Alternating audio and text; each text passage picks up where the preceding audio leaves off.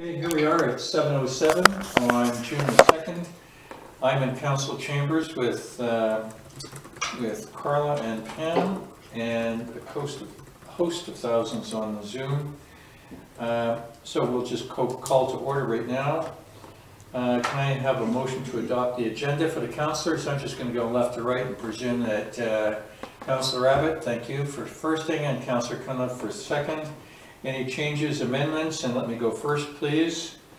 We are going to, because we have the Brunswickers here in force today, we are going to move 8A1, which is the development variance permit. That will become item number 4.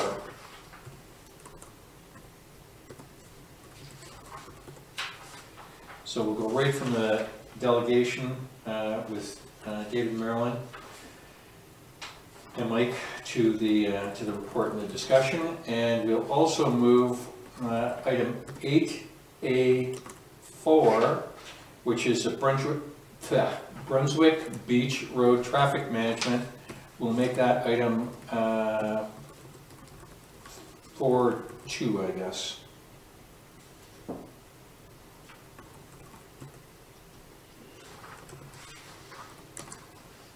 Well, instead of renumbering them, okay, why not just slot them in those spots? I'll renumber them. So numbers, so thank that you. It's easy to follow from the agenda to the minutes. Good. Brunswick Traffic Management Report is item number 5. So that moves the Brunswick stuff to the front of the page. And there are 2 additions under staff reports, which would be formerly 8.5. And that'll be Kelvin Grove cliff jumping. And item number 6, which will be CAO report, Lions Bay parking. And that is all I have. And Councillor Barnier, your hand is up. Yeah, under council, I'd just like to add a request for public communication on the EV charger, so we'll discuss that then. Good, thank you. And since we're on that, I also forgot to add Councillor Abbott to the same council section. He will be post office.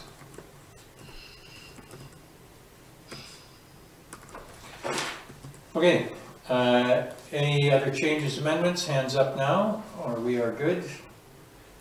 Okay, Councillor Cunliffe, yes, good? Yes.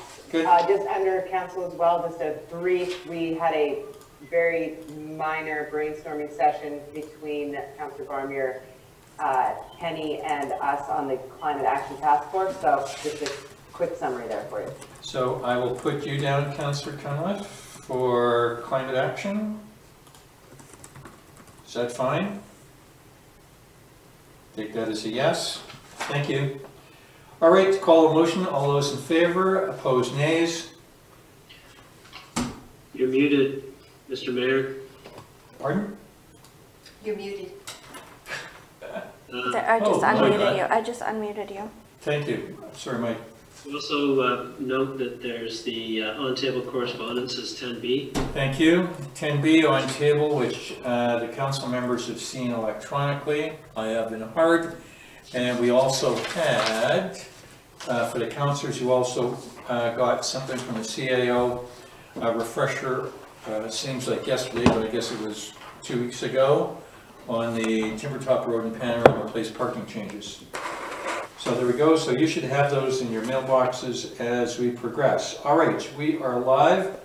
There is nobody in here for public participation, and unless Susan, you're speaking up, we're going to say there is none. Sorry, Mr. Mayor. Did Ms. Klass want to speak in public participation? Thank you. She just popped in. Okay, let's do it. Do you think we should do it before or after? What do you think? If you like, you could Could defer this piece? You could, you could bring forward the opportunity to speak to matters that have been discussed in the council meeting that normally would come at the end of the agenda, and provide Andrea Class with the opportunity to speak then if she so desired. Good, I will move that forward then, thank you. Provide a redux of it at the very end. Yeah, and Andrea tells me she's familiar with this. She's on video and mute. So Andrea, you will get your chance once we get to it. I'll give you the heads up on that. Okay, so moving along, we are at public delegation request, which is Mike Lightbody, David and Marilyn Coven on the development variance permit for number 3 Brunswick Beach Road. So, gentlemen and Marilyn, you have the ball for 10 minutes. Starting now. You're on mute, Mike. You need to unmute. I was waiting for the prompt there. Am I good? Yeah. Yes. Super. Thank you, Mayor, councilors, for hearing our application this evening. I've got a few phone notes here that I've put together so that we can hopefully keep me from rambling. As I'm sure you're all aware, it's a waterfront lot south on Brunswick Beach Road, almost near the very bottom, 600 square meter property, sloping moderately down towards the water, towards the Esplanade, southwest exposure. There was a small cabin on the property that sat there until recently, and what we've done is since been removed, and the house we're proposing is behind where that cabin sat. The request is to reduce from 4.5 meter to 1.5 meter on the street side for the front setback. In other words, down to a typical side yard. All other bylaw requirements are being met. This is the only variance request for this project. The reasons for this request generally are as follows. But I should note, this is the first request I've had to move further away from the ocean as opposed to closer to the ocean. I think I've had probably over 20 requests to be closer, not further away. So the reasoning, I've got 5 points here. Firstly, setback from high water mark. Although the old cabin showed no signs of degradation from the ocean, we wanted to be further back. We've had a report written by hydrologists that say we should be safe, take into account future flood level rise if oceans do rise. They've come in with a conservative number of a meter to the year 2100. So there are various ways that one can respond to that. What we've done is move the house back slightly up the hill, which has pushed it more towards the street. And we've looked at the downside of that and couldn't really come up with any that we could see that would be deleterious to the neighborhood. In fact, I'm sure everyone would appreciate a house being a little bit further from the water. So access is our second point. The garage is being closer to the street, gives us more ability to access that garage with cars without a high retaining wall. If we were to respect that 4.5 meter setback with the slope and not have a seriously steep driveway, we get into complications with the slope and the height of the house. Trying to keep it with a moderately sloping driveway. As it is right now, we've proposed an almost dead flat driveway. There would also be an issue with massing. So again, we've tried to keep the street front cottagey, if you will. It's only one story from the street perspective. And that would be harder to do if we were moving further down the hill. Now, an important point here to note as a fourth item is lifestyle. Both David and Marilyn do a lot of work from home. They have large home offices at their place in North Van currently. They store some warehouse equipment, some inventory, and a lot of filing. So they both have offices that we've proposed in this house on the middle floor. And this is the way that they've been working for years, a lot of internet sales and a lot of shop and retail outlet. Having them work from home is something that's on everyone's mind these days. They also had the occasional meeting and wanted to design this as well for aging in place. So we've included an elevator, and the top floor is relatively large because the intent was to be able to come in on a flat driveway, walk into the house. Everything they need 20, 30, 40 years from now is on that primarily one floor. And we've also included a den on that top floor so that in the future, if they don't want to go down the elevator to the middle floor where the offices are, we've got space on that top floor, keeping life simple down the road. Fifthly, we were looking at the aesthetics of this. If we were to completely abide by the report drafted up by the hydrologist, we would be up approximately 2 meters above where the current cabin sat on the property. And supporting a structure like that ends up looking like so many other houses on the waterfront, where you, from the water or beach, look up at a project that has 15 feet of stilts, and you're staring at the underside of a deck. We grossly wanted to improve upon that by keeping that basement as an important part of the project, and thus not staring at something that looks like the house is way up in the sky. So we've got a number of mitigation measures we've been looking at for the fact that we are still relatively close to the ocean. The most important terminology we've been using here is what we call semi-habitable basement. In other words, there's habitable space, there's non-habitable space. If that basement were entirely non-habitable, then we meet the requirements of the report that was drafted by the hydrologist. What we're hoping to do is build that lower level in such a way that it is not needed for the function of the house. It is an attribute that is not necessary for how the house operates. In other words, there will be a seasonal office. We're signing a covenant that says that we will not have a full-time suite, but guests can stay there for weekends or a couple of weeks, but no permanency. There will be no mechanical equipment on that basement. Elevator will be shut-offable. The sub-panel will drive the basement such that if there were a flood, 40 years from now, 30 years from now, 50 years from now, there would be a trigger device that shuts off that sub-panel. All the structure at that lowest level would not be of wood, it would be concrete or galvanized steel, and thus creating what we're referring to as a semi-habitable state down at the lowest floor. That's what we're doing on the interior. We have multiple means of egress from that lowest level should there be an unexpected flood of some sort. I don't see the oceans rising in a way that is not anticipated. It's generally understood to be a gradual event if it happens. All the outlets down there will be GFCI equipped, so they would shut off as well if there were a flood. On the exterior of the building, we are developing the patio between the house and the ocean, or between the house and the esplanade, in such a way that there will be a retaining system and a pool to have structure there to mitigate ocean level rise or storm surge, should it happen. We've also got documentation. I mentioned the 219 covenant. It's going to be put in place to ensure that it's not rented out full time.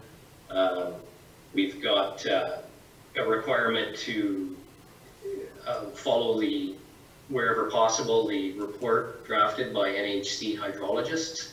And we want to do annual inspections if the ocean levels rise to ensure that we're not being unduly compromised. In closing, I'd like to point out that we're also including a number of sustainable and energy-wise considerations for the project. We've got solar ready that we're going to include for the roof structure. We are also going to immediately put in solar water heating for the pool. Exterior lighting will be exclusively LED. There will be 2 car charging stations in the garage. minimum of 3,000 gallon cistern for roof water collection and runoff. And we hope to be able to at least rough in for domestic, should that ever become an applicable source of water for domestic use. We will meet or exceed Energuide 80, probably ending up more like 84, possibly 86. Glazing will be low E, argon filled, top environmentally conditioned glass, and heat pump and heat exchange technology wherever possible to minimize the requirements for heat pump.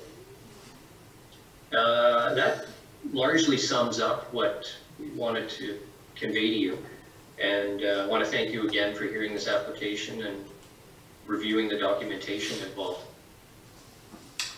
Thank you very much, Mike. And Marilyn and David, anything to add? So, can you hear us? Yep. Yeah. I think Mike has summed it up quite well. I think we can leave it at that. There isn't much more to say.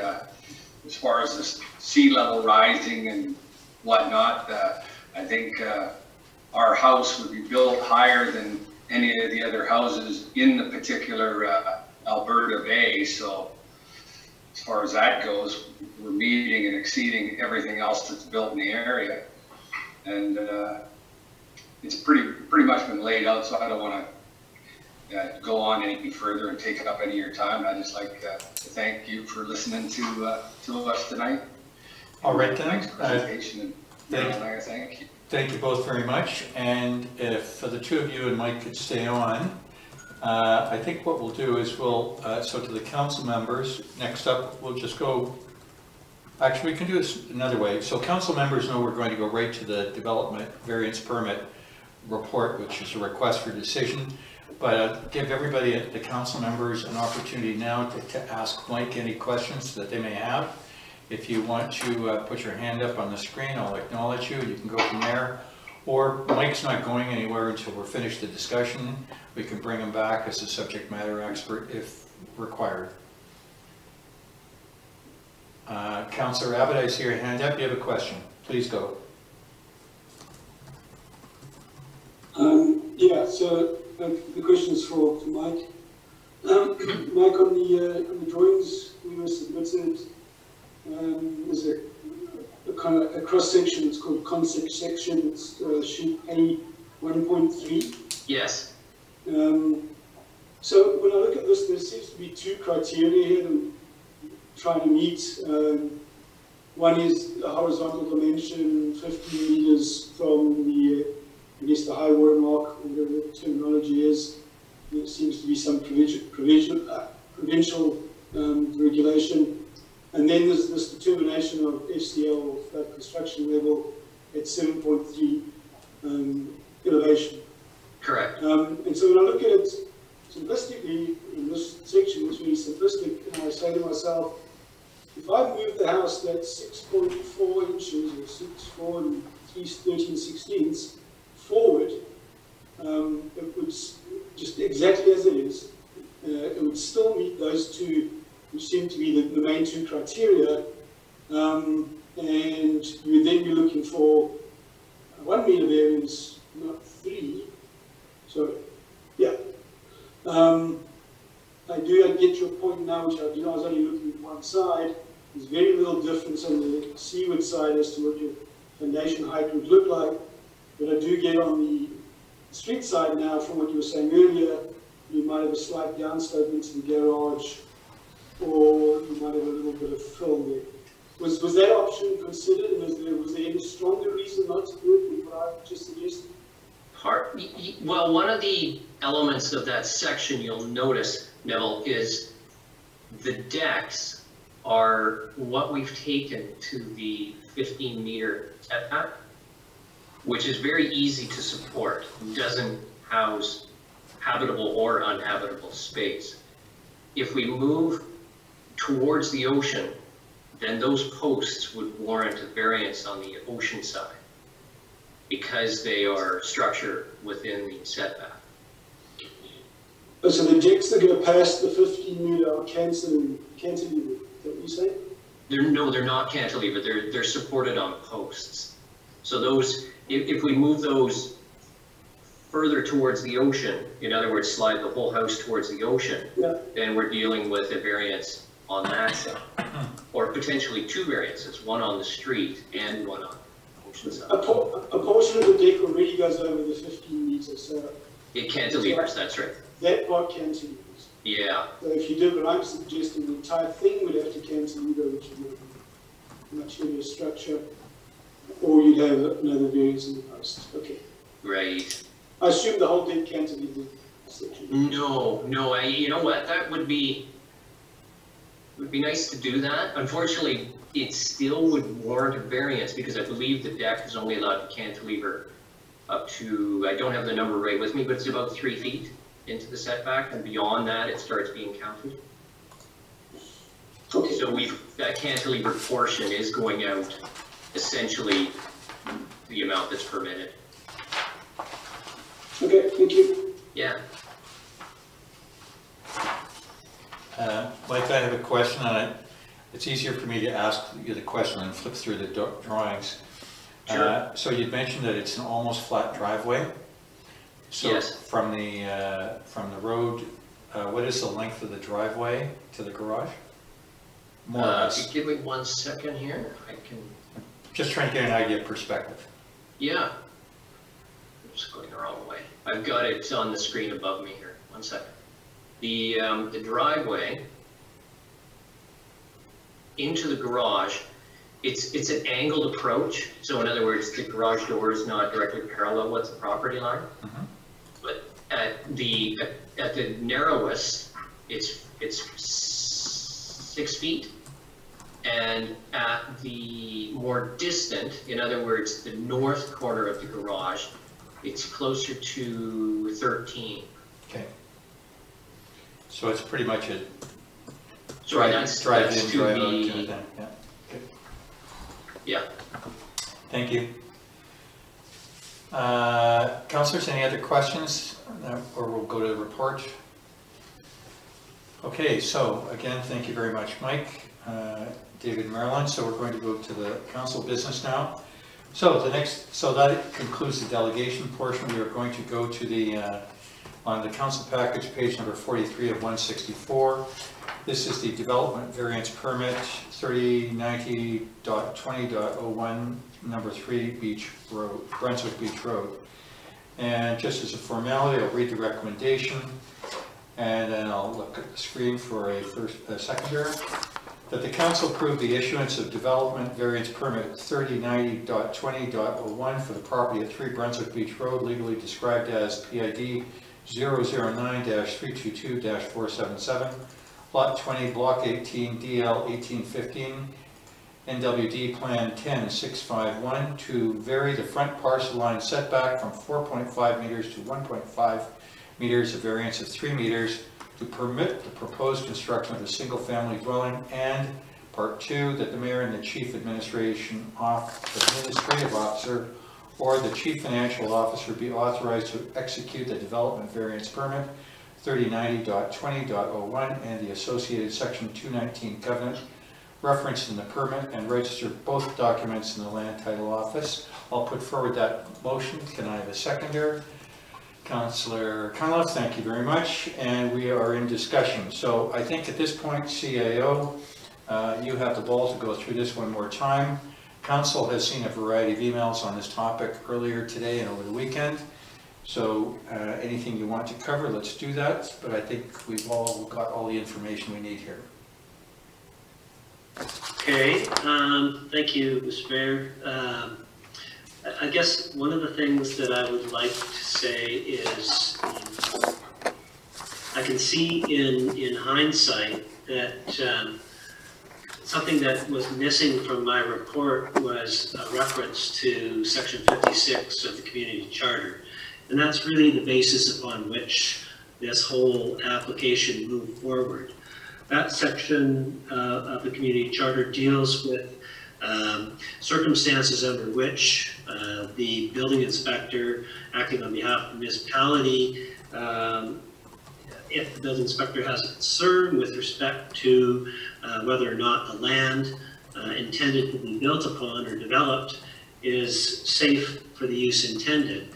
And where such concerns exist, or there's reason to bring that into question, then a request is generally made by the municipality for an expert report dealing with whatever the issue is that is causing that concern. In this case, the concern arises from rising ocean levels and flood hazard as a result. And so the request was made to the new owners to address that concern by way of an expert report, which they did in obtaining that report from Northwest Hydraulic Consultants. That report was very thorough in its approach and in its review of all of the elements which go toward this kind of prospective hazard, and assessing such things as wave run-up and wind, high tides combined with all of the other factors that can result in an event, sort of your worst case scenario, so to speak. And so that's pretty much something that is done in most municipalities now, certainly throughout Metro Vancouver. There has been a lot of study lately in the Lower Mainland by the province and by the Fraser Basin Council, as a matter of fact, looking into these kinds of things and assessing what is appropriate, flood construction levels and so forth, which is referenced by the report from NHC. But I apologize because I didn't really sort of lay out the legal basis for the process which was followed, and explain more fully why this process was followed as opposed to a Board of Variance process. And I hope that the materials that were provided and really a process in between those processes, and why this was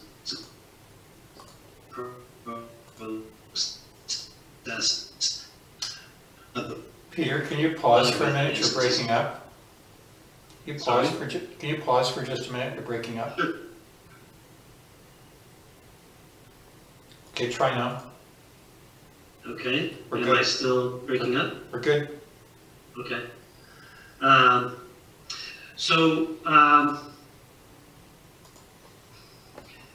Basically, with the development variance permit application, this is the means by which council is able to give effect to the conditions laid out by the qualified professionals at NHC in terms of their report. Those are incorporated into the development permit itself, and because the prospective plans include space below the year 2100 flood construction level, that necessitates the need for including restrictions on the types of use below that FCL. I think, as Mr. Nightbody has noted, it will be a long time before there's any real cause for imminent concern about such events, and certainly 20, 30, 40 years in the future, when we get to that point, there are steps that both the owners of the property, whoever that may be at the time, and the municipal can do in terms of ensuring the continued safe use of the dwelling unit on the property. That's been anticipated and built into the conditions and which are secured by the Section 219 covenant, which runs with the land, so that any are aware of those and consent that they are bound by those terms. The covenant also includes an indemnification clause in favor of the municipality, and owners have reviewed that and agreed to those terms. So, just in closing, and circling back to my failure to lay out Section 56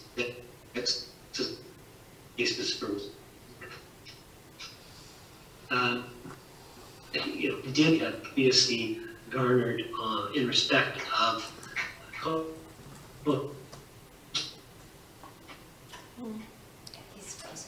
flood hazards in the corridor that we did back in 2017, 2018. Can I? Those things are laid out as an example of the types of, more or less just as an example of the types of factors and conditions that any qualified professional needs to take into consideration when they're looking at a property. And it's regardless of whether or not you're operating under a development permit area regime, or whether it's simply an application that has been brought forward by your building inspector, or in the case of a subdivision, it can also be a report that is required by the approving officer. So all the same considerations come to play, and all of those considerations have been taken into account by the qualified professional that the owners hired in these circumstances. And so certainly from a staff perspective, we're very satisfied with the report that was produced, with the safety conditions that have been incorporated and agreed to, and as well, the building inspector has been back and forth with Mr. Lightbody in terms of ensuring that the building as proposed in the plans were going to be acceptable once the building permit application is put forward. So there's been a fair bit of work leading up to this point, and I think it comes forward as a well-rounded package that ticks all of the boxes that need to be examined and looked at and ticked off in these kinds of applications. And so in terms of council's options for dealing with the application, perhaps what I'll do is just stop there and let council provide comment and or questions, and perhaps reserve an opportunity to speak to options after that point. Thank you very much, CEO John. If I could just round this up before I put it to discussion with the council members, just to quickly recap as I did at the beginning.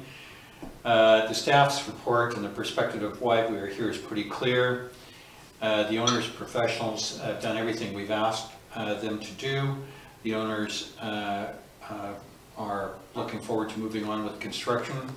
The ultimate root cause for this request makes abundant sense to me.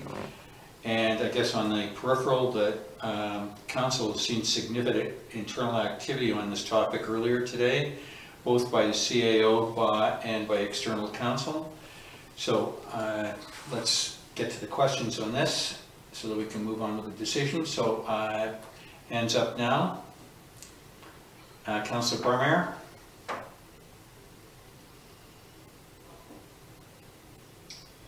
I generally think it's a great project, and I appreciate anyone coming in and making an investment in Lions Bay.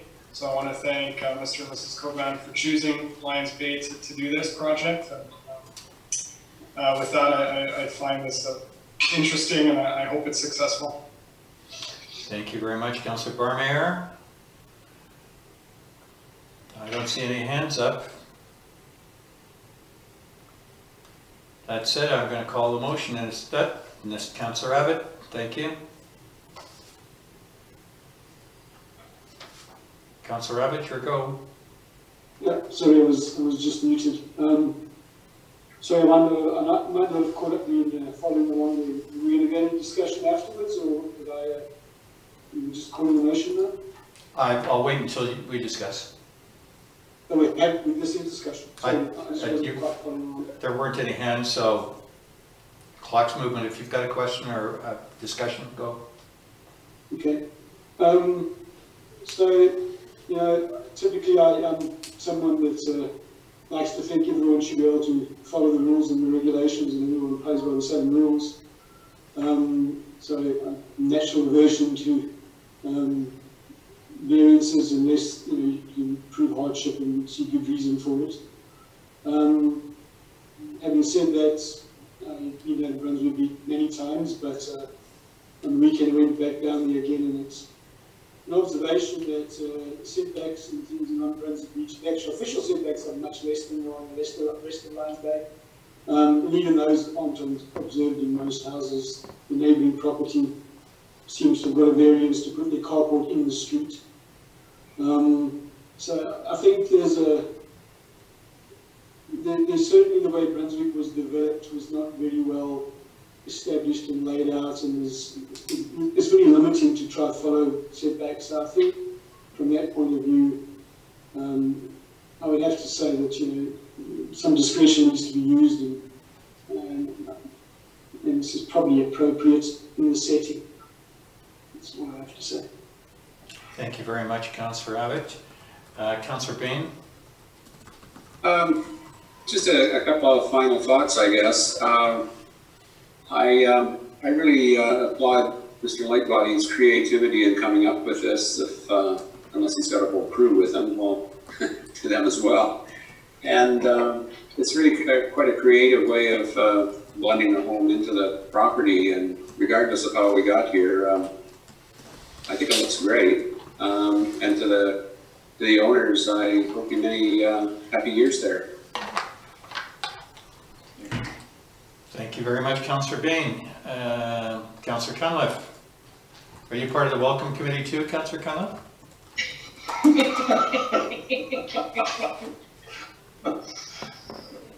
Councillor Cunliffe, can you unmute?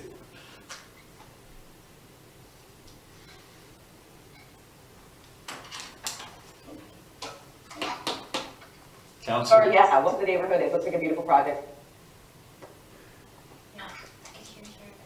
Councillor Cunliffe, could you repeat that? I said we look forward to the home warming party. To the Cobans, it's usually not conditional, but I think we might be making it. There we go. or the groundbreaking, either or. There we go. All right, enough jocularity on this. I'll give everybody one more second to raise their hands, otherwise I'll call a motion. I'm calling the motion. All in favor, ayes, nays opposed. Aye. Aye. Thumbs up. Good. That's unanimous. Welcome to the neighborhood, Mr. and Mrs. Coburn. Thank you. Thank you, everybody. Thank you very much. All right, and we'll say goodbye to you because there's lots of other, oh, actually the next topic's going on Brunswick Beach too. You might want to stick around. What else is going on? All right, so we're going to say goodbye. That motion, item 4 is finished, which is the development permit stuff. And we've accelerated the former item number 8.4 to item number 5, which is under the Public Works Manager. And this is a direction request for the Brunswick Beach Road Traffic Management. And just as I'm flipping through stuff, hang on. Recommendation is that council provide direction to staff with respect to the essentials, with respect to the issues outlined in the Public Works Manager's report, Brunswick Beach Road Traffic Management presented at the June 2nd, 2020 regular meeting of council. And we've got Brunswick residents Andrea Klaus and Kelly Taylor on the line. We're going to ask them to hold tight. I will accelerate the opportunity for them to speak at the end. So gather your questions, and we'll let both Andrea and Kelly be part of this too. So I think if you can refer to page 133 of your package, the report starts there. Mr. Jaffer, can you continue?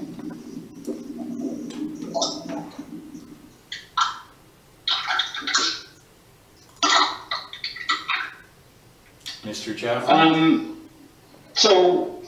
Based upon feedback from the last council meeting and a request for the mayor, staff installed a radar traffic counter on a hydro pole between 25 and 27 Brunswick. This location is approximately 100 meters from the foreshore and approximately 130 meters from the railway. It's the straightest stretch of road in Brunswick. The traffic recorder records traffic volumes and speeds in both directions, so coming and going from that location. Based on the data that was reviewed for the, not this past weekend, but the weekend before, the 85th percentile of speed was at 30 kilometers or less. This past weekend, and council has made privy to that information on table, this past weekend, the 92nd percentile was below 32 kilometers an hour.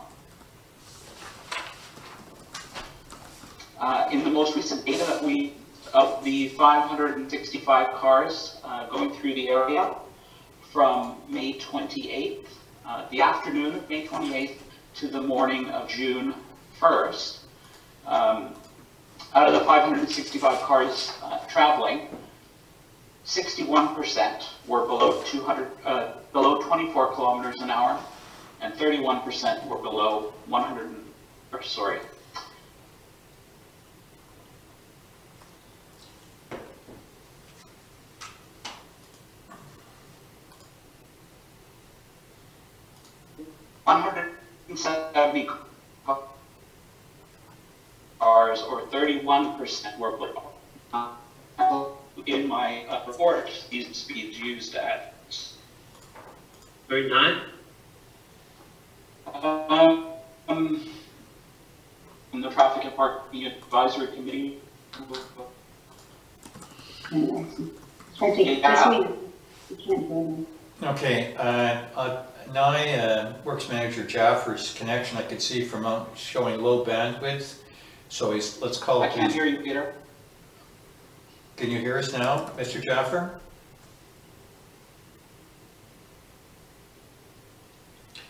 I tell you what, in the expedience of the moment, Mr. Jaffer, are you there? I don't know what happened there. You're good now. Okay, keep going.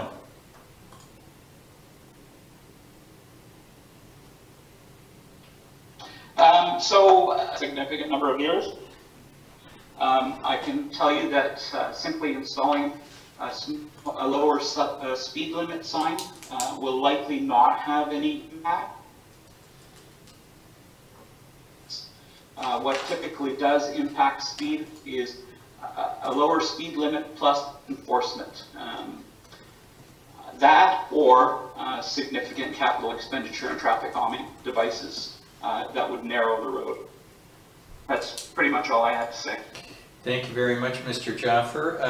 CAO DeJong, do you have anything to add before we go on with it?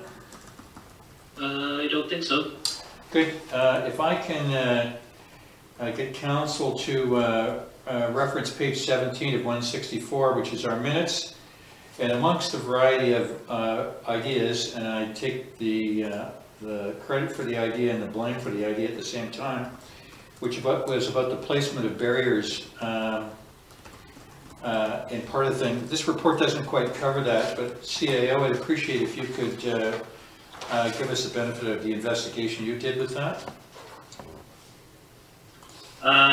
If you're talking about having wooden barricade at the entrance to Brunswick Beach, that is something that was definitely advised against by the RCMP. Most for the basic fact, you don't want to put residents in harm's way, and certainly have the manpower to staff barricades on that kind of a program. What Mr. Jaffer's report alludes to in terms of traffic calming are different kinds of barricades. They're water-filled barricades that would basically need probably 4 to 6 of them, and you would essentially, where you have concerns about the straightest stretch of the road there, if you want to slow people down, you would essentially narrow the road by having, barricades coming in straight and then back out again.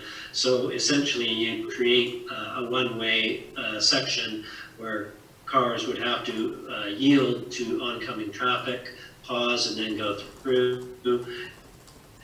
And that's what the means by which you slow people down.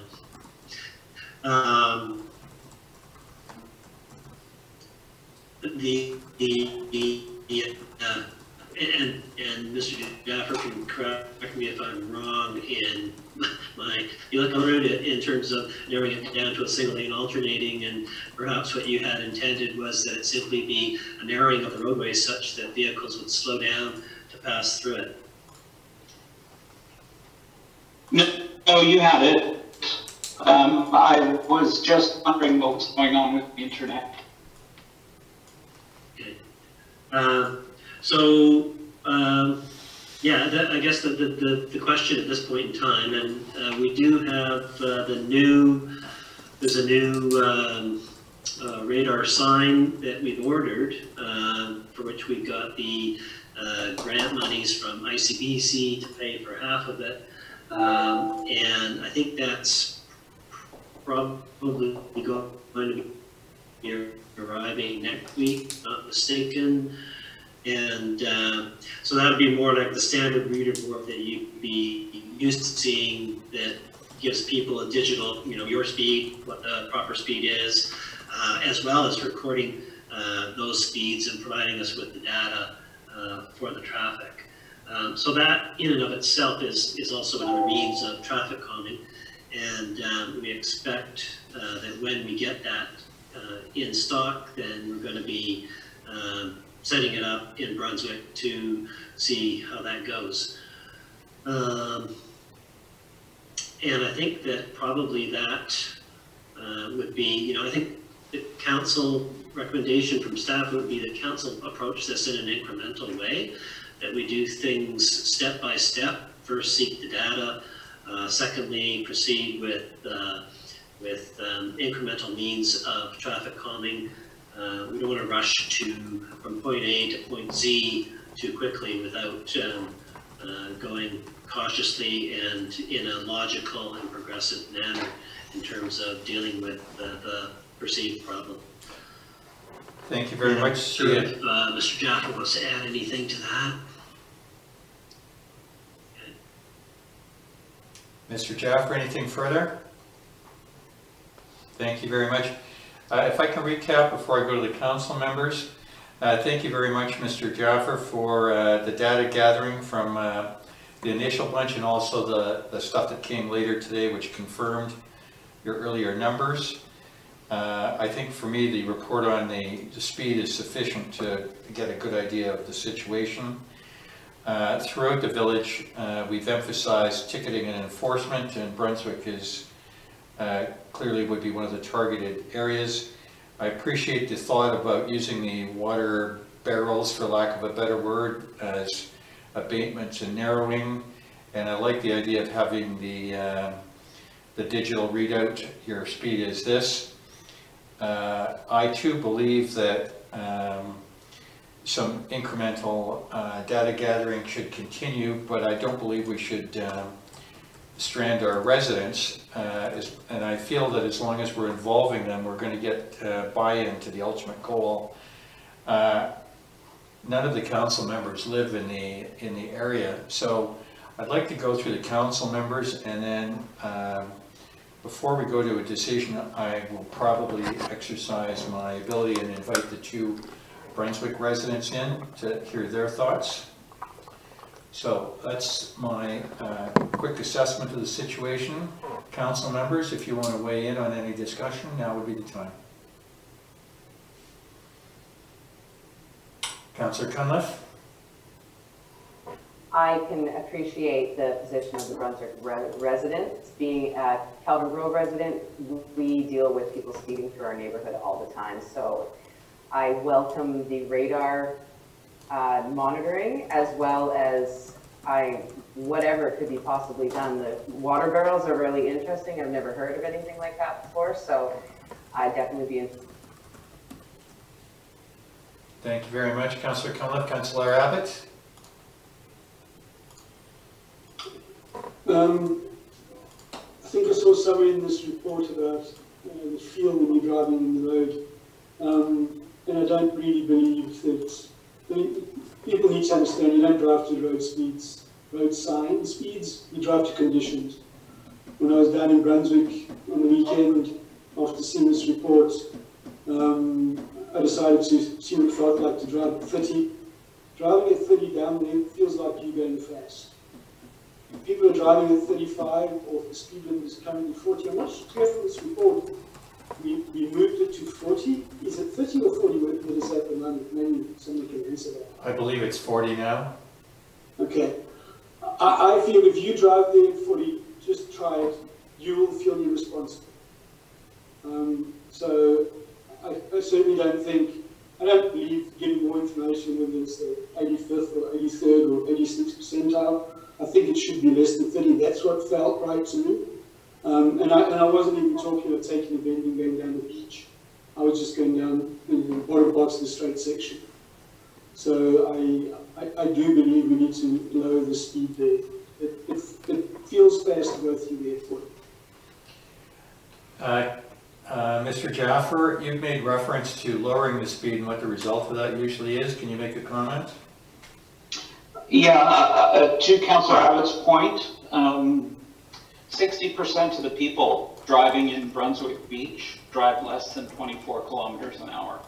So 60% of the people are going at about 24, and again, 90% are going under 30. The people going between 24 and 30 kilometers amount to about 30% of the people. So even though the sign is posted at 40, people are not doing 40. And typically that's what you find in most municipalities. People don't drive to the speed limit, they drive to what they're comfortable with and the road conditions. So whether it's a 60, if people aren't comfortable, they'll drive 50, 40, 30, whatever's comfortable. And the data shows that people are driving, a majority of the people are driving at 24 kilometers an hour or less. Mr. Jaffer, to ask the outright question, if the sign was changed from 40 to 30, what do you believe the result would be? I don't think there'd be a change. I think you'd still see the same sort of traffic data. Same pattern? Thank you very much. Yeah. Councillor Barmere? Yeah, I guess I have sort of two sort of buckets. One of them is being able to relate to the idea of people traveling too fast for the conditions in Lions Bay. We live on Upper Ocean View, and we've got a fairly long straightaway that's downhill, so it's easy to pick up speed, and we have young families with children living on the street. We've got a local trampoline, and the kids cross the street on a regular basis to go play there. So, you know, the risk is high, and I can empathize with those needs to want to slow people down.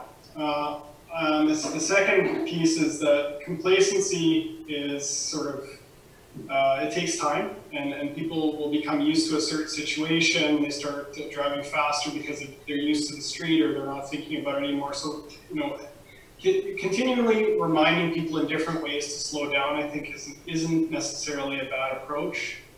and also kind of keeping line of sight open. So shrubs tend to grow into the street. People may not maintain their front yards the way we'd like, and line of sight changes, so your ability to slow down in time if someone runs into the street is compromised. So I don't know that this is a really straightforward solution. It'll be different things for different areas.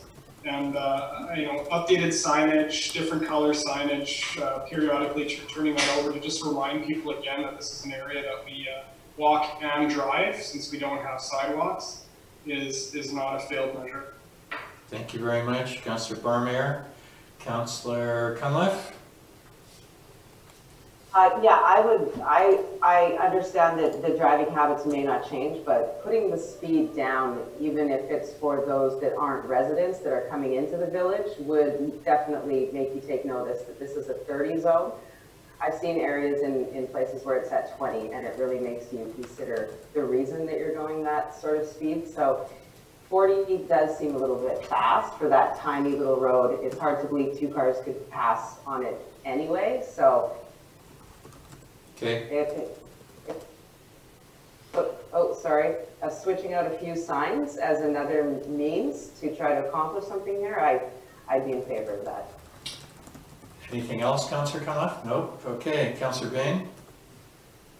I'll go in reverse order on this. The third suggestion about the water-filled barriers and stuff, I'm a little concerned about that because I'm thinking of bigger vehicles like, sorry I keep beating the same drum, but emergency vehicles coming through there. You want to keep the width open so that the emergency vehicles don't have to go dead slow through the narrow passage. They've got other things on their mind. It's responding to the emergency, and it doesn't help if we put hindrances to the emergency vehicles. The other point is, when I look at the report, it just seems to me that the speeds aren't that bad, but I'm not from the area, so it's not fair for me to say. So I'd very much like to hear what the residents have to say, because perception is the most important part, I think, for a person's safety at this time. I agree, Councillor Bain. I think nobody wants to hear about a dog, or dare I say a kid, getting hit on our watch, now that we know this issue. I'll go through this one more time with the councillors, and then I think we'll just go to where we think we are. I'll editorialize that, and then we'll ask the residents to join in. Council members, any other questions or points? Okay, there being none, so Kelly and Andrea, this is your warm-up. I'll be your act. Sorry, Ron, I think I was muted. Yep. Just wanted to take one note. I'm not sure if this is, we're taking these measurements right now when there's less traffic overall. People aren't coming as much as they would normally. And I wonder if we removed all parking restrictions, and if the COVID part starts to wane and more people start to come visit, whether we would see different speeds with more non-local residents coming into Brunswick. Thank you very much, Councillor Barmere, but I think that's part of the CAO's thinking, that the data is incrementally gathered, and we figure this out. I mean, there's rainy days, sunny days, holidays, and stuff like that. So I think that was one of my takeaways, was the continuance of the incremental data gathering. And I think I heard from Councillor Abbott's experience, and if Councillor Abbott thinks 30 is rocketing along, then I believe it's rocketing along. So I think back to Councillor Cunliffe, there's, I think, swap out of signs, even though the data contradicts that, is a visual piece which will assist along with the radar gun with showing your speed. So unless there's, Councillor Abbott, you're next up, and then I'll conclude and go to the residents. Yeah, thanks. So it was interesting here, I say that 60% people travel at 24, and that's what I was naturally, when I looked down my speedometer, felt like I was doing, it was above 20, but it was certainly below 25, somewhere around it. So that does feel like the right speed. And to Councillor Cunliffe's suggestion, or I guess Councillor Barmere said something similar, I do think making note that the speed limit there is less than other places. whether it's 25 or 20 or what it is. It's just something that when you go into a zone, driving 30 there's a sign that says, driving 40 or 60 there's a sign that says 30. Okay, what's going on here? Is it a school zone? Whatever. It alerts you to do something different to everywhere else. So I think that would be a good thing to differentiate it, the signage in some way. All right, thank you very much, Councillor Abbott. Mr. Jaffer? Yeah, I would just add that the 40K village-wide signage was part of the 2017 parking plan. Based on the data that I see here, if I were to install a sign for a speed limit, it would be 30K, based on typical road design practices. Thank you very much. However, 24K is just as fine, 25K. Just to pitch the question, okay, so we have signs that say 25 as well as 20 or 30? No, we would have to order signs. So we put one up, okay, thank you. Thank you, Mr. Jaffer. Any other questions? Okay, so the final piece before we go to the residents. So what's on the table here, as I see it, is the continuance of incremental data gathering, the discussion on the change in speed signs and the number, potential for other signs, and the road calming, traffic calming via the water barrels. So that's what's on the plate. Again, the council members and staff have driven by, but they don't live there. So with that opening, I'm going to give Kelly Taylor and Andrea Klaas free rein for a few minutes. So Kelly, you're first up on my screen. What are your comments, and welcome. Kelly, you're muted still. Thank you. Okay, yeah, okay, thanks. Hi. First of all, I just want to say thank you for dealing with this. And I wanted to let you know that I've been in Lions Bay for 30 years. So I lived up in Highview for about 4 and had my first 2 kids there. Built our house at the end of Brunswick 24 years ago. And so I was here before Lions Bay took over Brunswick Beach, and the road was not paved at that time for pretty much most of my kids' youth. I want you to know that the speed limit back then was 10 miles an hour. And I was very guilty of speeding down the road myself, and other locals stopped me and said, you need to know that you're driving too fast on the road. And that was Brigida Van Krozik at the time, which I actually really appreciated. And I have to say, ever since, I really, monitor myself. So I highly disagree with Mr. Jaffer, because I do think we respect the speed limit when it's slower. My observation is that really the speed became an issue when the traffic increased so much. Like, if we don't have the traffic down here of non-residents, we don't really have a speed issue. And if we do, we're pretty communicative, and we're not afraid to say, like, hey, do you know you're driving too fast? My kids are driving too fast. I want one of the neighbors to, tell my kid. So I think, giving us a little bit of credit that we can do that. And I think that the fact that, I also calculated how many times I've driven the highway, and it's like 70,000 times or something. And so the amount of times I've driven between Lions Bay and Brunswick, when they put that new sign up on the highway that said slow down, I'm not kidding. Most people speed up. That's what I watch. It's like a counterwheel. They're like, don't tell me what to do, and they speed when they see that sign. So the psychology behind that, I'm not a psychologist, but it's like, I think what people respond to is like a picture of a kid playing, like a slow sign, and everybody, you're not telling them what to do. You're appealing to their natural instinct that they don't want to hurt a child or a dog at play or whatever. So in my opinion, I think that the speed limit is far too high, keeping in mind that it used to be 10 miles at 16 kilometers. We used to drive really slow. And I think that, so I'm in agreement with lowering it. And I think, again, that the issue is that we have too many cars and they're non-residents down here.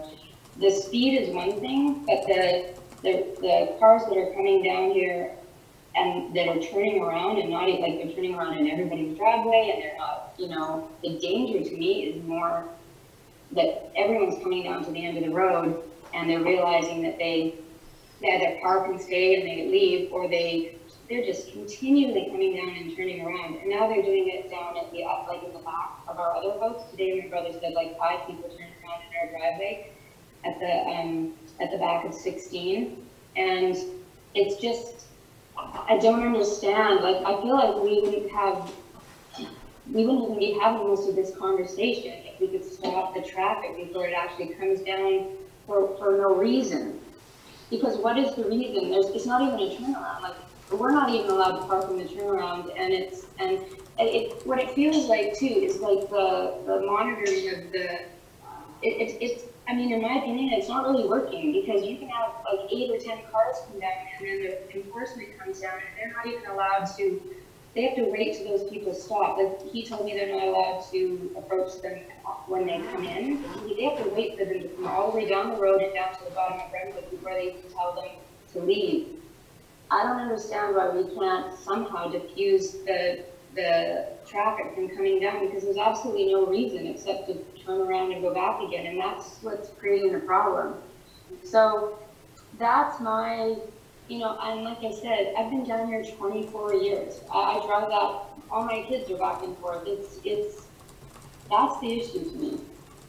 So, and that's what I just don't understand why you can't stop more of the traffic. And I've talked to so many people, like I said in my text to you or my email, I've gone out and said, okay, I'm not ticked off, I just want to know, like, why did you come down here? I said, did you see the signs? Did you see the signs? And you go, oh, who cares, I'm going to come anyway.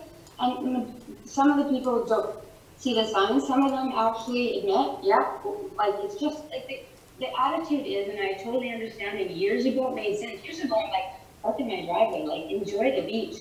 Now there's so many people that I can't even do that anymore.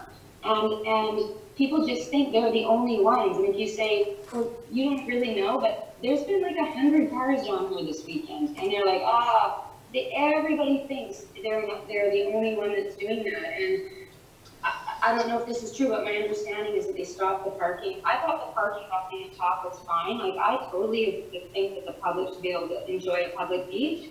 But to me, asking the people, they don't even see those signs. Like, before I know I was vetoed on this, but if there was a sign that had said public parking, beach parking here, beach parking ends, 2 minutes to the beach, people would be directed, right? And also, a lot of people I find, like, this is a sidebar, but I did mention that it says north and south. Tourists and others that are not from here don't understand what north and south means, and so that creates a big problem. They don't even know what direction to go. If it said Whistler or Vancouver, it would be extremely helpful. Even for me, I went the wrong way the other day. But that's my observation. Thank you very much, Kelly. So if I took some notes. So if I can recap what I thought I heard you say, is that you would prefer a 10-mile-per-hour sign prominent. Well, not 10 miles, sorry. I'm just saying, I'm just putting it into perspective for you that we had 10 miles, so 40 kilometers is really excessive. I'm not saying we should go back to the 10. I'm just letting you know that that is what it used to be before Lions Bay took over. So, you know, if you're saying it should be 25, okay, that makes a lot more sense than 40 to me. And alternatively, I think you were kind of aligned with Councillor Cunliffe that there should be some other signage, like slow signage or children playing signage that are prominent to further heighten the stuff. And I think I get your point about stopping the traffic before it comes, because once they do, there's a bunch. And we can't actually, I joke about Councillor Cunliffe throwing the spike belt down in front of her place at Calvin Grove. And she has the only set in the village, by the way, so you can't use it. But I think would signage such as dead end or limited turnaround area, do you think stuff like that would detract? I think it really needs to be residents only, no beach, no parking for beach goers or something. Like, people come down here and they, I mean, they still come down and park at the end, but sometimes we get a barrage of like 6 people trying to turn around all at one time. And I just wanted to, sorry, one more thing I wanted to say that I forgot. I don't understand, like, I have said this, I feel like Brunswick Beach, the road in front of our, it's not really mine, but Andrea's house and the approach to my house, you know, I've heard in the variants, they're talking about Brunswick it's quite unique, and, you know, they get, that one of the councillors said they came down here and they said they want fair play with decision making, but they came down to Brunswick and they realized it's not as easy when you come down here because things weren't laid out the same and you're inheriting this unique area. I feel like the road that we're talking about where non-residents come down around that corner, and I've said this many times, and my kids are growing now, but it's the other 12 kids that are on our street that I'm not kidding, a child's gonna die. Like, it is so bad, and I don't know, I'm not a screamer and a yeller, but I'm really worried, and I think that why can that road not be treated like an exception? Because there's nowhere else in the village. Those kids are running back and forth to the beach, and they're so good, but they're not. Then one day it's going to be an issue. And there's so many kids now. There's so many grandkids and kids. It's like, and the Weissers sometimes have like 10 kids over, and those are visiting children that don't know how to, you know. So that's actually my biggest concern. Okay, Kelly, thanks very much. Andrea? Okay. Andrea, you want to go batters up here? Yeah, am I on? Can you hear me? Can hear you. Yeah, so basically I concur everything Kelly said. I actually wanted to just go back to a point, and it stuck in my mind, I wrote it down, that Mr. Japper talked about how many people came. I think he said 565 cars from May 28th to, can you give me that again? I think it was 565 cars. Do you remember that fact? Yeah, it was 565 cars from the afternoon of May 28th to the early morning of June 1st.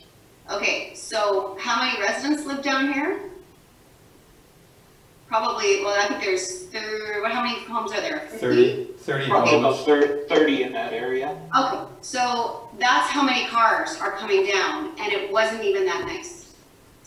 So I just want to point out that the amount of, like Kelly, that there's the number right there, is that we're getting 5 times the amount of vehicles coming down here.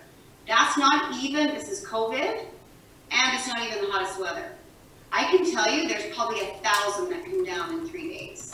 And so that to me is probably the most important. And they, you know, I think that, I really appreciate you guys have done all this traffic speed. And I think, you know, everyone's been saying that, or there has been comments that the speed's been under 30. And I think we all drive, like I said, the residents drive here probably mostly under 30, 20. I'm driving between 10 and 20, sometimes 10, sometimes 5 because there's a kid. So, so I think that's to be noted, that that amount of traffic is really the problem. And then if they're, you know, they are speeding and looking for parking and they're in a rush to the beach and it's nice and they are speeding a little bit faster because they're frustrated, they can't find a place to park, they're coming down and they're going back and forth. So that's one thing I wanted to take note, that it's just not, it's not the regular time right now where we're getting the amount of traffic. And I do want to make note that I think we should go down to 20. As Kelly said, we were down at 10 before, and I think 20 is fast on this road. And so that's the one point. And then the second point is I think barrels, even though I think it means well for slowing down traffic, this is already a really narrow road. And I think that's only going to cause frustration with the residents, where we already have to pull over many times to let another car go by.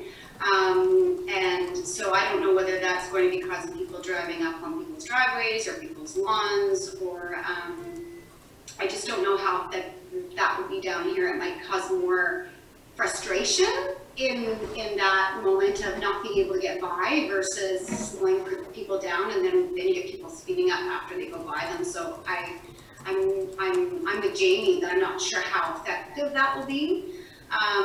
But I do think decreasing the speed would be very effective, and going back to what we are familiar with. And like Kelly said, most of us who know each other down here, you know, there's been times when you're in a rush and you're taking your kids and you have a neighbor looking at you and you're like, oh shoot, I need to slow down. So there's a neighborhoodly vibe here that we know when we're speeding and we get a bad look from a neighbor, that we know, all right, we gotta slow down. I have told many residents to slow down, and they basically give me the finger. I mean, not residents, sorry, many people who are strangers, they give me the finger. There's anger, I can't find parking. So that's part of the speed comes in. I think people are just in a rush to get to this beach that they've Googled and they know is down here. So,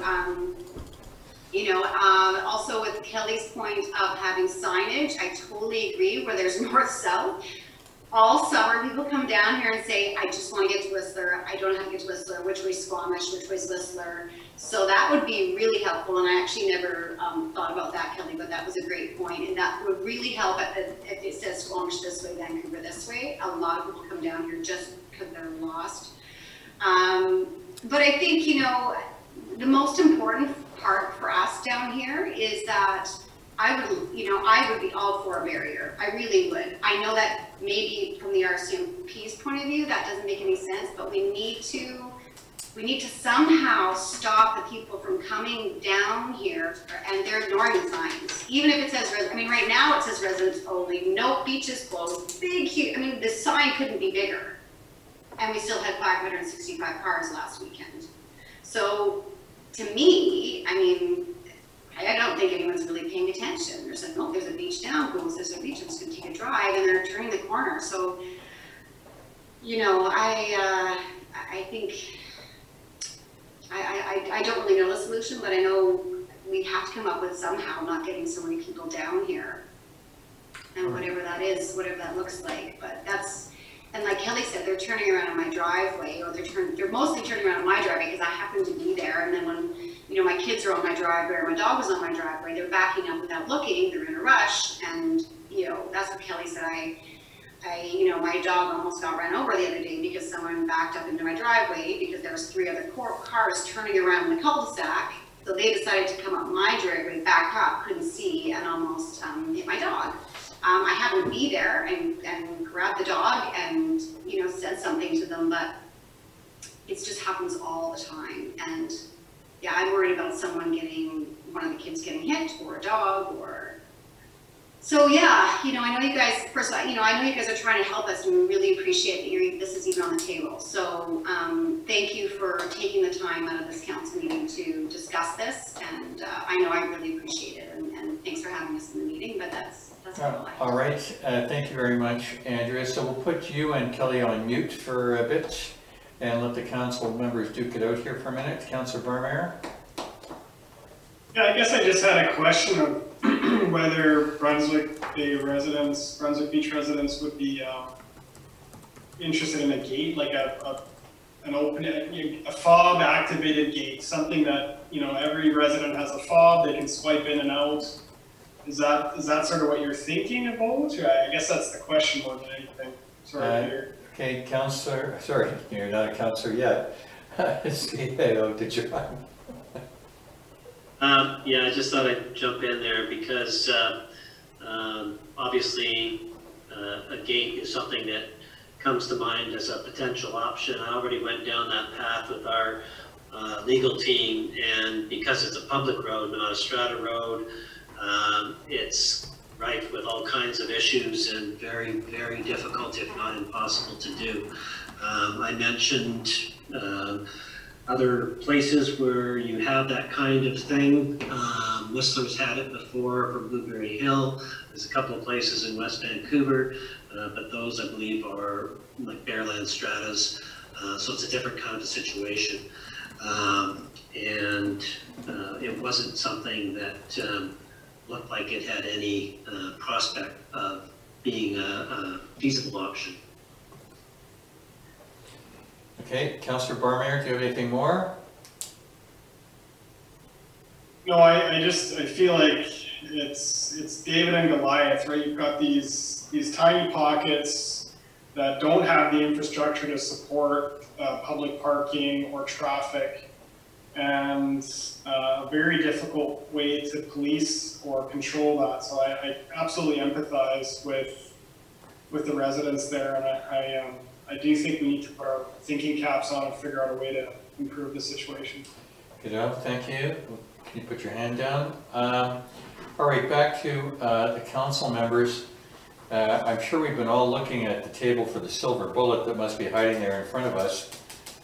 Councillor Barmeyer took mine because I had the gated community aspect as well. I think and I'm going to reflect what I think is council's belief at this time, is that we should continue with the data gathering. The residents have suggested a change of the sign from current to 20 would be a big assist, and I think that would be fine with me. And we'll see where it goes, because the data doesn't lie. The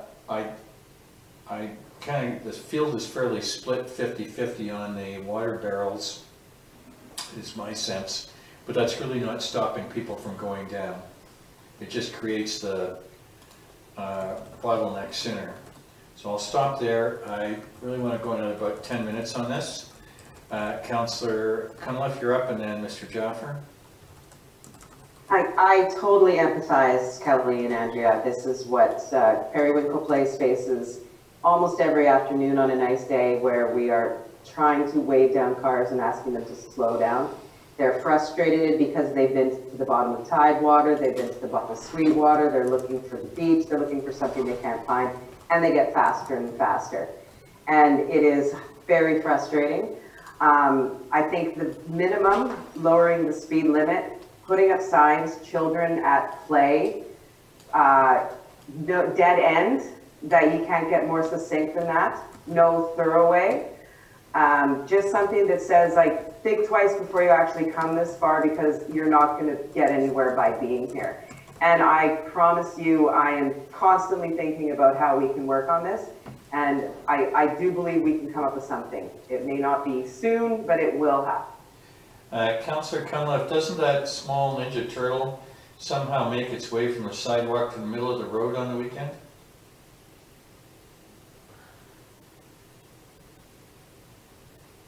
The one that says children playing? I can say yes to that. All right, Mr. Jaffer?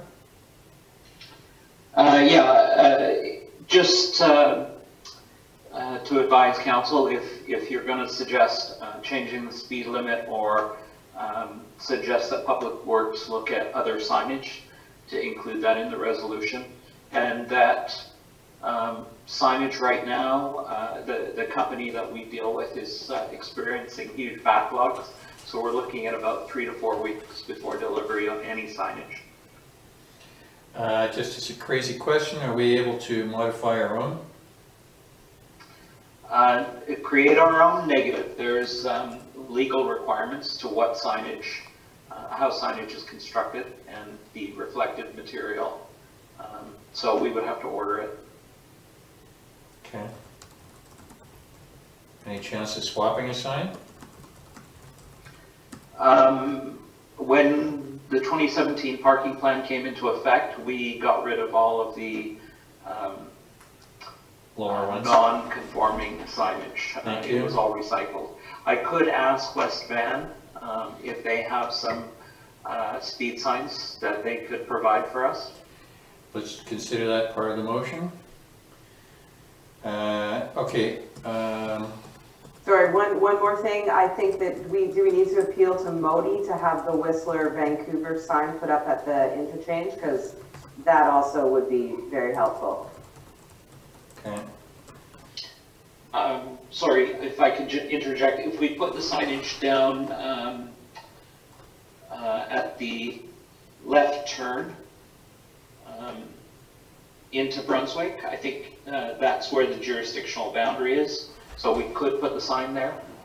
Or conversely, I could speak to Modi about installing some signage. Where is the current speed sign? Mr. Jaffer? Where is the current? I believe there's two. There's one on the north spur and one on the south spur of Brunswick Beach Road. Okay, so it's visible the minute you cross the track zone. I believe so. It's been a while since I've seen them. Okay, so West Van is Joyce, and Modi, that's another one, thank you. And data gathering. All right, Mr. Jaffer, hand down, thank you. All right, I think we've had a pretty good talk about this. I believe, and I'll ask the residents, at this point, Kelly and Andrea, there is not a desire to have the temporary barriers. These are the water-filled items at this point. Is that fair to say? Yeah, I think so. I think so too. I just wanted to respond to the, the gate. I understand why that can't happen. I think in some ways it's fairly sort of elitist thinking too, which isn't really that cool because it is, I'll be standing there with CBC explaining it. But I do think that it doesn't have to be so complicated. I really feel that the signage is just not big enough and good enough, even down at the end. The tiny little sign that says no parking. So, it's really easy to ignore, but I think the key is that it's got to be stopped at the top. Because even, this is your opportunity to get back on the highway. No traffic beyond this point except residents only. I mean, super clear. And just, I think it's almost as simple as that. And then give them clear direction on how they get out of this mess. And also and clear that this is not an access point for you. Kind of that's it. It's, like I said, I don't think it's that and slowing down. And the slowing down sign is for residents and people that are coming to visit the residents because, they're part of the problem for the speed. But I just think it's reducing the traffic. And again, I know I totally understand Calvin Grove's situation. I feel that why I'm pleading is that I feel like our road down here is so unique with all those kids running across to the beach all the time. That's the danger zone. That is my biggest worry. But yeah, I think signage, really good signage, and you won't have to have water barriers and things like that. And you won't have to have the patrolling, the patrol going around as much as well. Good. Thank you, Kelly and Andrea. We're going to let you mute. And we posed a question, and I do want to conclude this in a second, to Works Manager Jaffer and CAO DeJohn. The issue of residents only up at the top of the hill, where would that sit with both of you? Well, I think it raises the same issue that applies to the gate. You can't have a gate because it's a public road. You can't exclude people from driving down a public road. The signage that we have at the top of the hill right now is also, it's very large. I mean, at the moment, we've got the additional big orange COVID signage that says, no parking, permit only. And we've got other larger signs, the big white signs. We've got signage that's in different languages per the request of former Mayor Burr, so that people understand that there's no turnaround if they're driving an RV, for example. We've tried to put as much signage there as we possibly can. It's been changed and expanded over the years. I'm just not sure what else we can do to stop people from coming down, other than the signage that we've put. And I think part of the problem is that you come down that hill and you've got nowhere to turn around. You got a railroad track. You go across the track, there's no turnaround. You got nowhere to go other than right or left. And once you go in either direction, you're not going to get a spot to turn around until you go, if you go left, you're you're all the way down to the first branch to the right. So at that point, you're well into the neighborhood.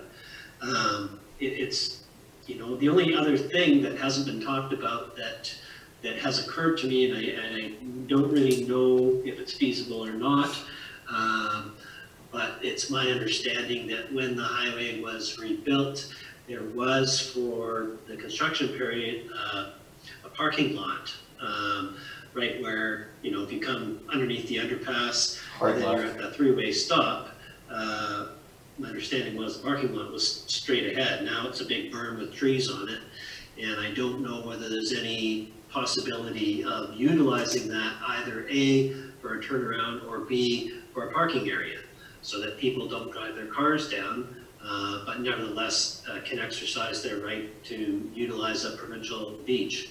I don't know, I'm just throwing out some ideas that occurred to me. Just to get back on the same theme here. So I said, residents only at the start of the downhill. Would signage that says dead end or limited or no turnaround area? I think there's a sign that already says no exit, but I'm not 100%. It's been a little while since I refreshed my memory. Because I think that's really where Kelly was going with this, is the pinch point is right the minute they go downhill. I tell you, okay, I think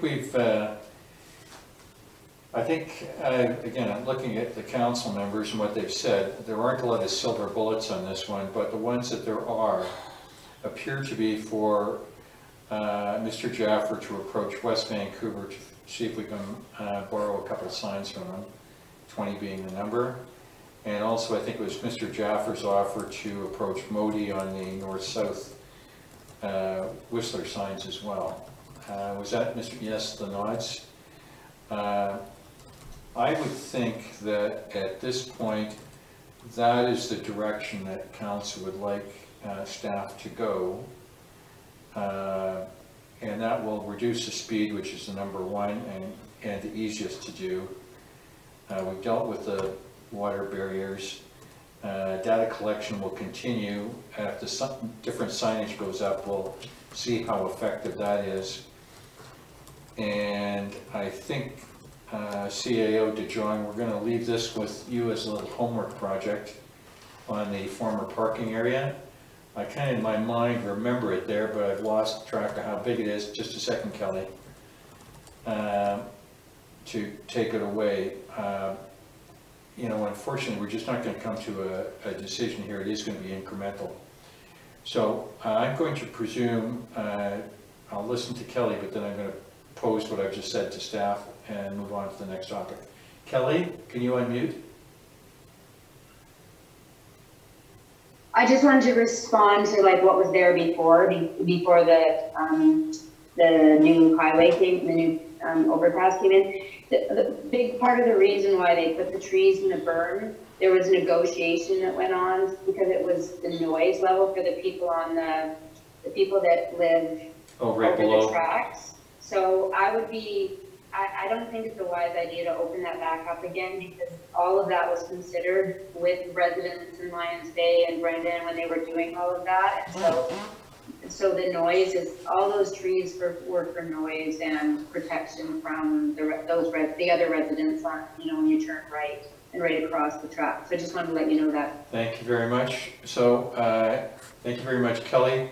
So I think CAO DeJong, if you can carry that as a little piece of information in your homework project, that's good local knowledge. I'd hate to break somebody else's promise to do this one. Council members, I've put forward the suggestions for staff. If there's anything else to add, please raise your hand and let's amend.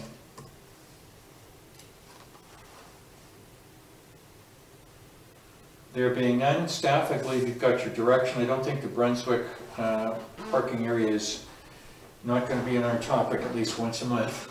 Excuse me, Ron, I did raise my hand. Sorry. Thank you, Neville. What's up?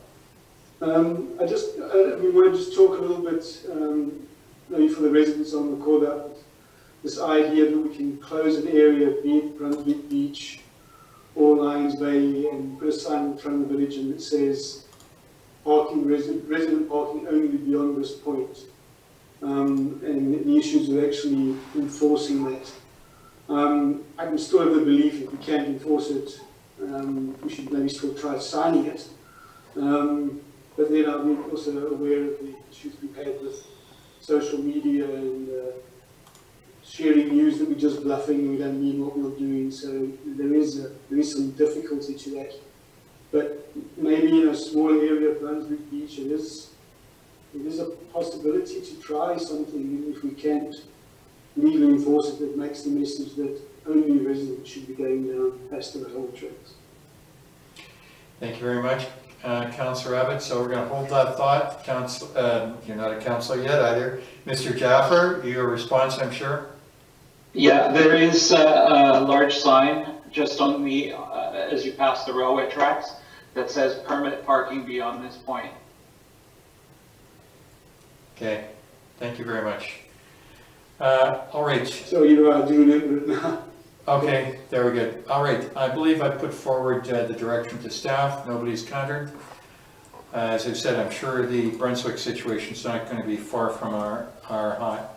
So to Kelly and Andrea, I'm sure you'd like to listen to the rest of council's business for the next 2 hours, but we're happy to say thank you for your participation and we really value it. Please pass any of the information you heard or you didn't like to your neighbors and your friends, however you do it. As with all the pinch points in the village, you know, it's the residents first. We care a lot about you guys and we know what you've had to put up with. We'll say goodbye. Thank you. All right, let's, I think that closes that topic. Let's gather for a minute. Okay. Hard to believe we've gone to the end to go to the beginning. Okay, here we are. Back to the agenda page. If I can focus everybody on, I guess, what will be item 4 or 5? Item number 6, review and approval of minutes of prior meeting, regular council meeting, May 19th. I'll put forward a motion. I'll take a second here. Thank you. Touch your glasses again, Councillor Rabbit. That's a second. There you go. Thank you. And any changes or amendments on those minutes for the 19th? Yeah, I have one. Yep.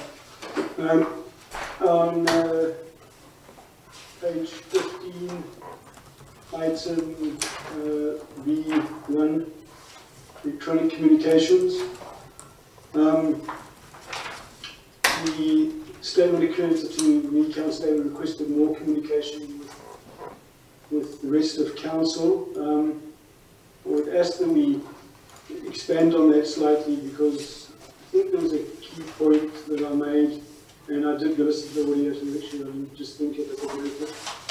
And that's that I was asking if Council is considering an issue and residents sending opinions on the matter, then we should all be privy to the information, not just mayor and CAO, as we're all striving for the same conclusions. I mean, I'd like to see that part of the minutes, so that was the key point of my argument.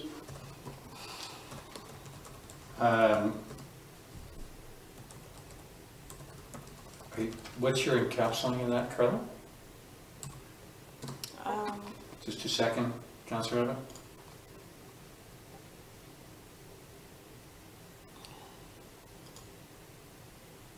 What about just more sharing on resident communication with the rest of council?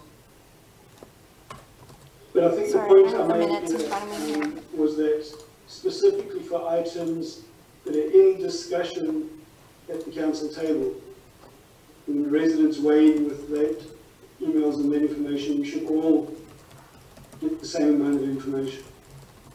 But that information, when it's at the council table, does come to the council, it gets put on the agenda. Or are you referring to something else? I would just like to make that statement. I don't want to go and pick examples. I just think if we are discussing something Okay. Beach closures or parking or whatever, the resident responds on that matter. We should all understand what the massive information that residents have found. Great. That's the point I was asking for. Okay, just a second. We're going to read it back before we go. Carla? I'm not asking to debate it again. I'm just. Okay, so just to be clear in the minutes, what you're saying is the items on discussion of the consent table. Sorry, it's not working out here. Try again. Can you tell them to look in their chat? Looking at, Councillor Abbott, can you look in your chat? Carla's going to type it there. And if that goes, I don't know what we're on the thing. I also had some amendments on, and this is the same category, and I'll give mine to Carla, but I'll just quickly read it. I'll just read and then cite the changes. This is the whole section I'm reading. Mayor McLaughlin noted that communications between him and the CAO during the COVID pandemic have been frequent. He cited the electronics communication policy and noted that he receives correspondence from residents that is responded to in a timely manner. No change in any of that, and this is where the changes are, and Carla, I'll give you these changes. Okay. He also noted that not all resident email sent to him is intended for all of council, and the mayor is not required to share it. However, if the mayor sees something from residents that is of such value and scope, he would share it with all of council. That would be my change. Okay. Thank you. Sorry about the echo. And so for Councillor Abbott, his changes on the chat piece, yes? If he agrees with what I put in the chat. So Councillor Abbott, we'll make the change on, if you can go to your chat piece. So. Okay, he says that's fine. Okay, that's fine. Did he say yes? Yeah. Thank you, we're good then. Any other changes to the minutes? There being none, I'll call the motion. All in favor of the minutes as amended? Take that as a yes, thank you very much. The next item is 6B, which is the special council meeting minutes of May 21st, which was on page 19. Incredibly short and an incredibly powerful meeting. I have no changes. Anybody else? Please make them now. Don't touch your head like that, Councillor Bing. There you go. There's no changes. There you go. Thank you. There being none. Okay, I'm calling the motion. All in favor of the minutes as they stand. Just a second, if you could.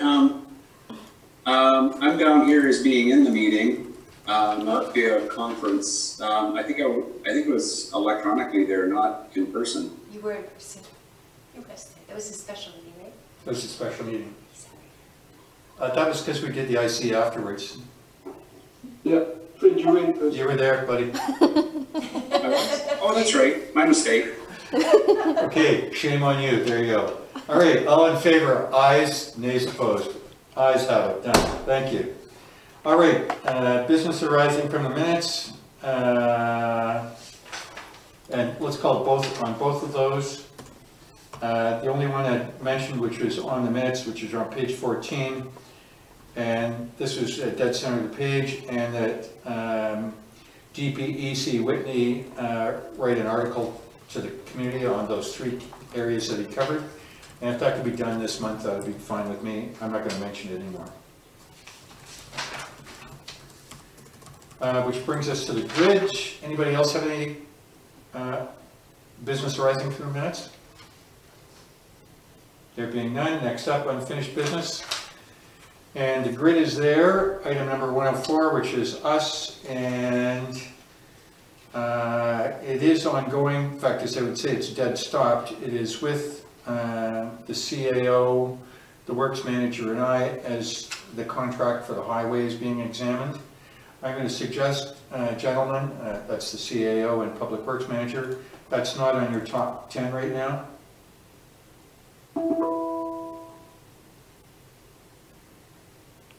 It's not on the top 10, it's going to sit there for a while. Okay, number 127, now CAO De Jong, nothing to report. And for items 128 to 132, I've written to all those, so those are done. Which- Was there a motion for the signage at Brunswick Beach? No, I gave staff direction, nobody opposed. Okay, well, did you want to make a motion? Okay, we're going, thank you. I have a draft motion if you want me to read it. Could you, okay, everybody can hear. We're going backwards to the Brunswick traffic management plan, and Carla's going to read the motion that I mentally thought of. Okay, that council directs staff to reduce the speed from 40 kilometers to 20 kilometers at Brunswick Beach I'm Road. not sure about others, but I can't hear Carla. Can't hear her. Okay. Can't hear you. I'll put it in the chat. All right, we're going to continue to review it. It's in your chat. Is it there now?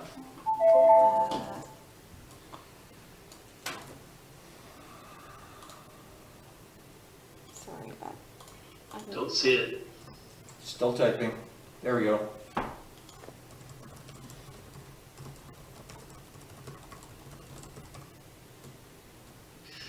Question 9, do speed signs require any consultation with the Ministry of Transportation?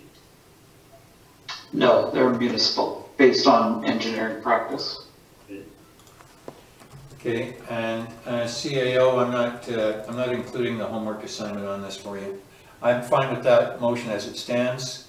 Sorry, there's the wording with respect to, it should say, asking the District of West Vancouver if we can borrow some signage while we wait for ours to be delivered, I think.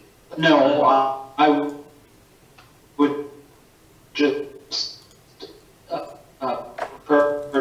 just use. Okay, but maybe it should say for purchase of signage then. Yeah, I would agree that. I'm not sure that you need the West Van part at all.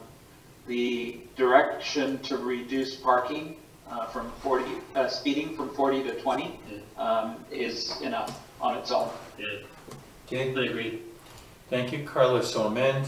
I'll put forward. Can I just jump in, sorry? Can we try a dead-end sign by the permit parking only beyond this point? Permit parking only beyond this point, dead end on the same pole. There is a no exit sign right there, Councillor Cunliffe. There is no exit sign, okay.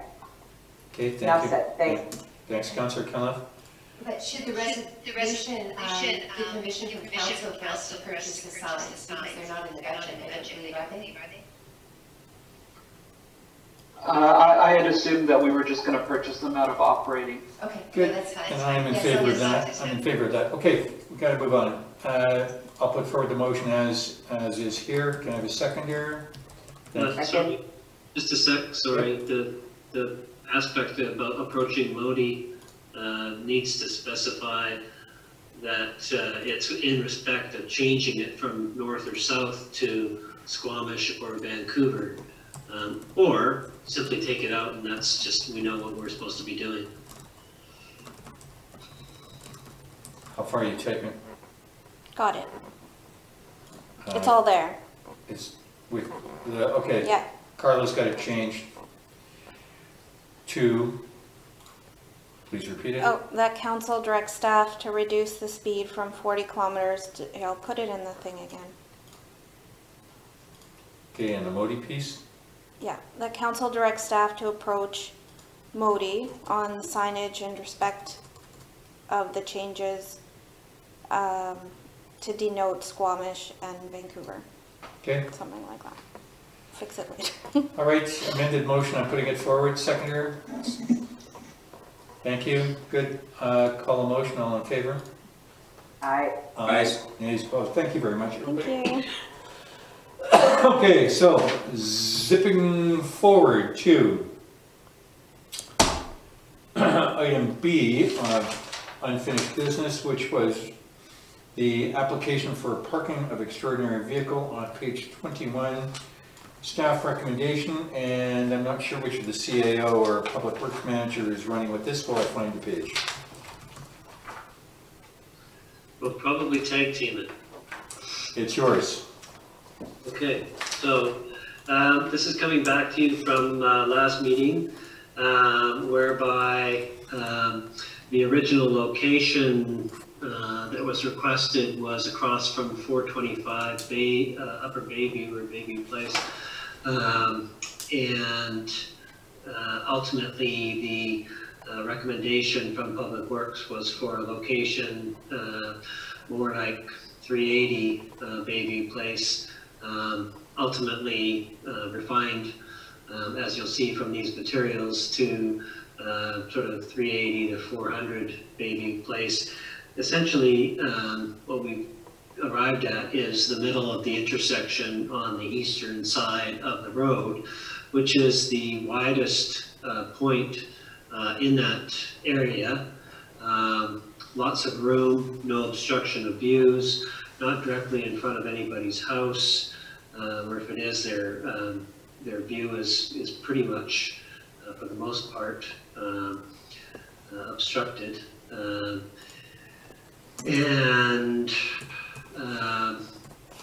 the vehicle and the trailer can be well off the road, and the neighbor feedback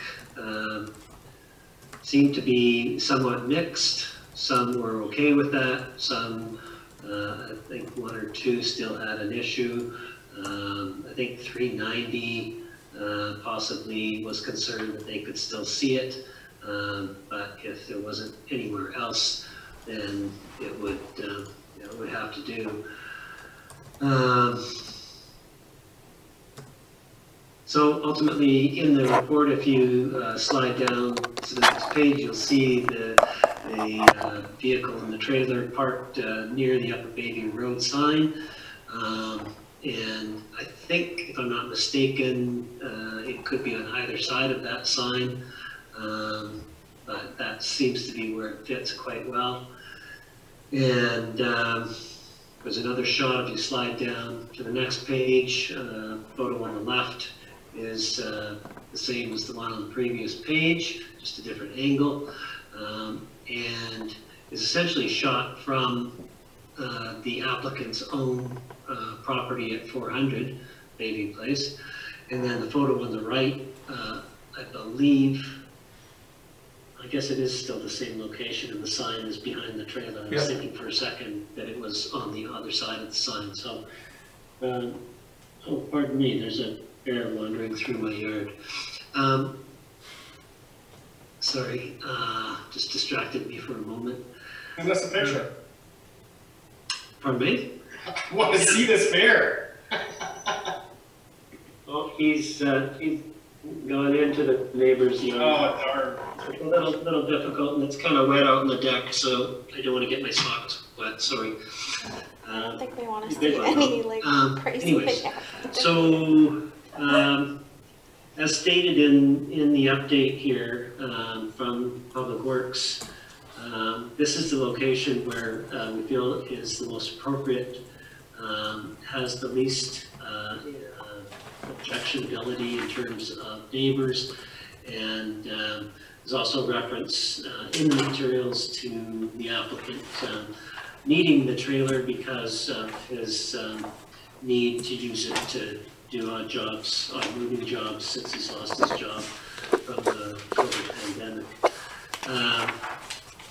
Council has the ability to determine the time for which any such permit is granted. The maximum is 3 years. I would suggest that you probably want to consider something no more than a year. And I think probably that's all I've got to say, unless Mr. Jaffer wants to add to that. I'm good, thanks.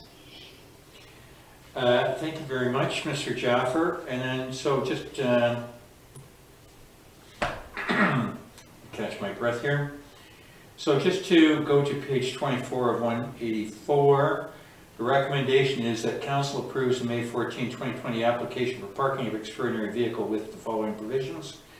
And there are 3 of them. 1, parking location of the trailer shall be on the boulevard of the eastern portion of the intersection of Bayview Road, Upper Bayview Road, and Bayview Place. Excuse me, across from 400 Bayview Place per the designation of the Manager of Public Works. 2, the permit shall be valid for a period of 1 year, and any extension request must be received by way of application at least 30 days in advance. And 3, the applicant submits the requisite fees. To get this going, I'll put forward that motion. Can I have a seconder? We'll go to discussion. Thank you, Councillor Abbott. So in the discussion, I'll lead off. Thank you very much, staff, for bringing this forward again. My personal view is that looking at the information, the pictures are very good, the neighborhood comments are fine, staff's done an awful lot of work on this, but my observation is that from the residents that are nearby, the ones opposed are extremely passionate, the ones that are in favor, who I also know are more subdued and in favor. What I do note is this is a commercial vehicle that's parked on our road for a year at a minimum. Any way you would interpret it, most villagers, I believe, would find that it's unsightly to be looking at this vehicle for a year. It's not just the immediate neighbors, it's everybody that's driving by to the end of Bayview Place or to Upper Bayview. I'm empathetic to the resident given his current situation, but quite frankly I can't see the vehicle staying there for a long time myself for the reasons I've just noted, and I would be going towards giving the resident the advice that we'd like to see the vehicle moved off the road within 4 months. My example being that's October the 1st. He probably won't find parking unless he finds another area in the village, a private transaction. But certainly the Lions Bay Marina would take this vehicle over the winter until next May, which would solve part of his problems. And that's where I would be going. I'm looking for other discussion. Councillor Cunliffe? I would have to agree with pretty much everything you say. I don't think that parking commercial vehicles on our streets is a plan. It's a temporary fix, and more than willing, I was thinking 90 days, more than happy to go 4 months to October 1st. That does seem like ample time to come up with a better solution to this. I think it's setting a precedent that we will use our public roadsides for commercial storage, considering the parking issues in this village for residents and guests. Sets a very bad tone. And I do note that I did see this gentleman with a note up in the post office last week looking for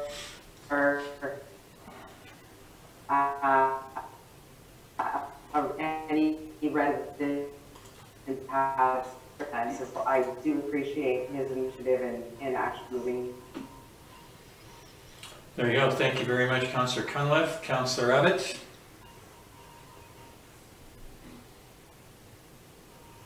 I thought it was Councillor Bain first, but I can go. I just, observation, I guess in support of what's been said already. In the last meeting there was talk about whether the person had to prove hardship, and whether that was in the policy or it's just in some old communications. Anyway, that same language is still in there, and now we've been told that the resident has lost his job due to COVID, and he needs the trailer to run a small removals business, I think it is. I guess if that is the true circumstance, the fourth thing, the second wave should get us past COVID, hopefully he gets his old job back, so that limits the period for him to make another plan probably makes sense.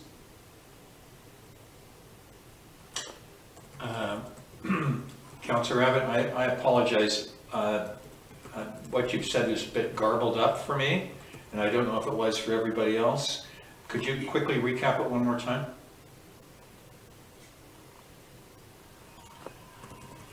Okay, I'll try that one more time. I'm not sure if it's my connection, but what I was saying was that the resident has now, in the latest correspondence, has suggested that he has undue hardship or had some hardship created by losing his job due to COVID-19. And from that point of view, giving him a more limited period to sort something else out makes sense. So I guess that's just the motivation support of what you're suggesting. Okay. Thank you very much. Councillor Bain? Yeah, I was feeling somewhat uncomfortable about this in as much as some of the people up there view it as a bit of a, pardon the phone ringing, just ignore it. Some of them are quite passionate against having what I think they would view as an eyesore there. And I agree with the comments about a commercial vehicle park there, and I was uncomfortable with the year, so I'm glad to hear others are like-minded in making it short. Exactly where we shorten it to, I'm flexible, but I think we're going down the right path. Okay, Councillor Barmier, you want to weigh in? Yeah, I think in a hardship situation like this, a temporary Band-Aid providing some relief in the short term is reasonable. There you go. Well, I believe that's where council wants to go then. So, unless there's any more discussion, I'm prepared to put a motion forward. Well, so technically, Carla, you're going to correct me, I already have put a motion forward, so, Yeah. and we're in the discussion. So the motion is amended as follows.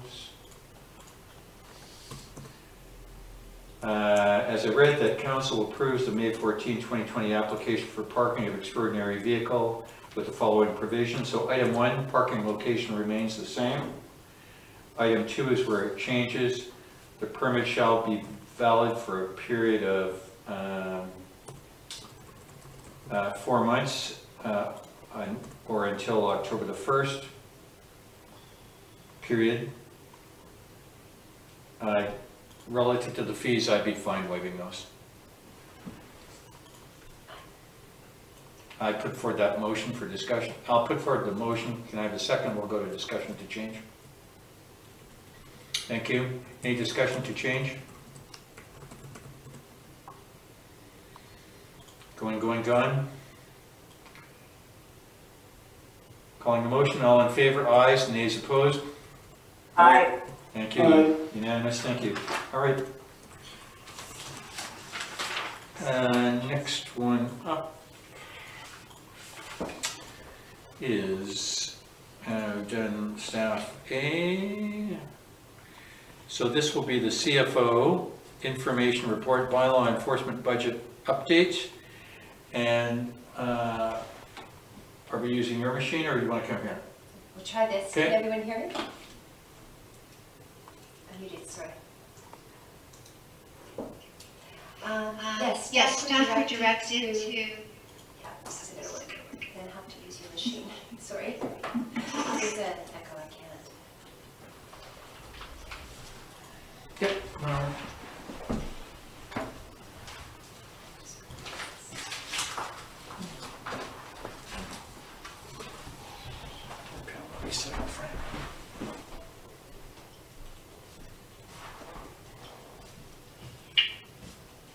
We can hear Pam if she speaks up. No, there's a terrible echo. I can't. It's coming out of the TV about 10 seconds after it's coming through my earphones.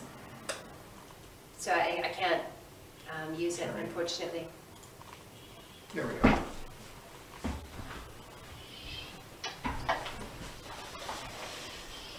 Okay.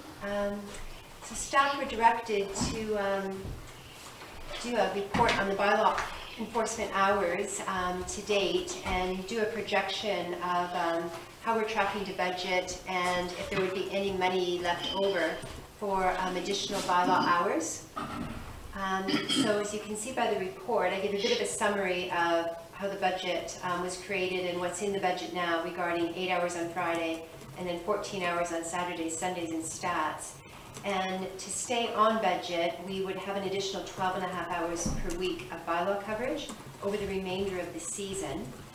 And if council was interested in having more hours than that, then there are different ways we could consider paying for it. We are tracking higher than budgeted for the revenue. That's a little hard to determine how much will be over budget favorable at the end of the year. We have really, as you know, increased the value of the price of the tickets. However, that may be offset with compliance, which is actually what we want. So although the tickets are more, as word gets out, that's how high the tickets are, we may be issuing less fines. And another option to consider is opening up the parking lots, or some of the parking lots, to gather meter revenue, which again would offset any increased costs. But currently in the budget now, there could be 12.5 additional hours per week, and we could still stay on budget. Are there any questions?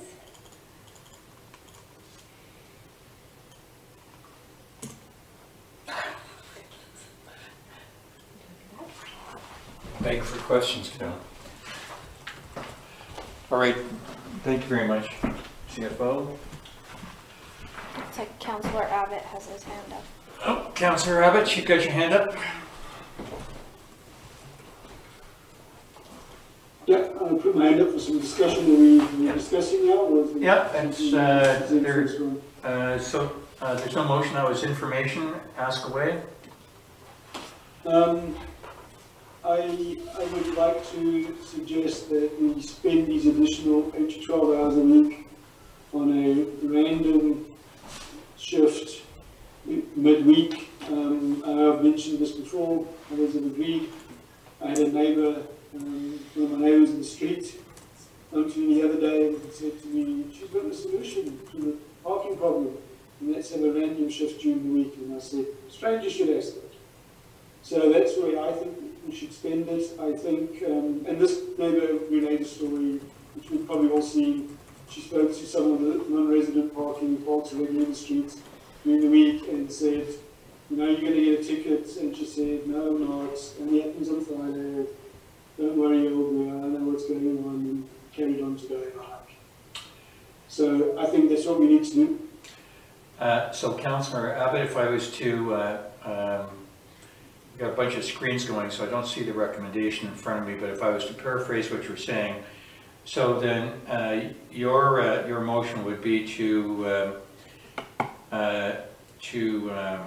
authorize staff to spend the additional hours, the 12.5 hours, on increased bylaw enforcement, preferably midweek patrols. Correct. Correct? I will second that. We'll go to discussion.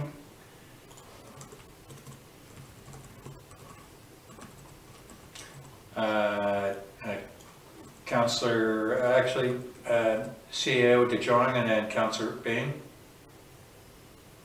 I was just going to say that there wasn't really any sort of emphasis on the wording in the report that speaks to the fact that the projections may also be affected by the fact that with that kind of tripling of penalties, we're seeing more people disputing those tickets.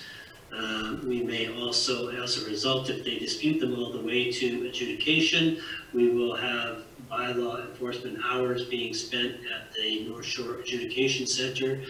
We may also see increased costs if any of those go against us and we have towing fees that we have to pick up as a result. But I'm more concerned about the fact that we may not realize, well, A, they're not necessarily paying. One thing, collection's an issue, and B, they're disputing more, and C, we're going to have to spend more money collecting and or supporting our ticket writing in court, so to speak. So I wouldn't count that chicken until it's fully hatched, And I think that probably we need to take that projection with a little bit of a grain of salt.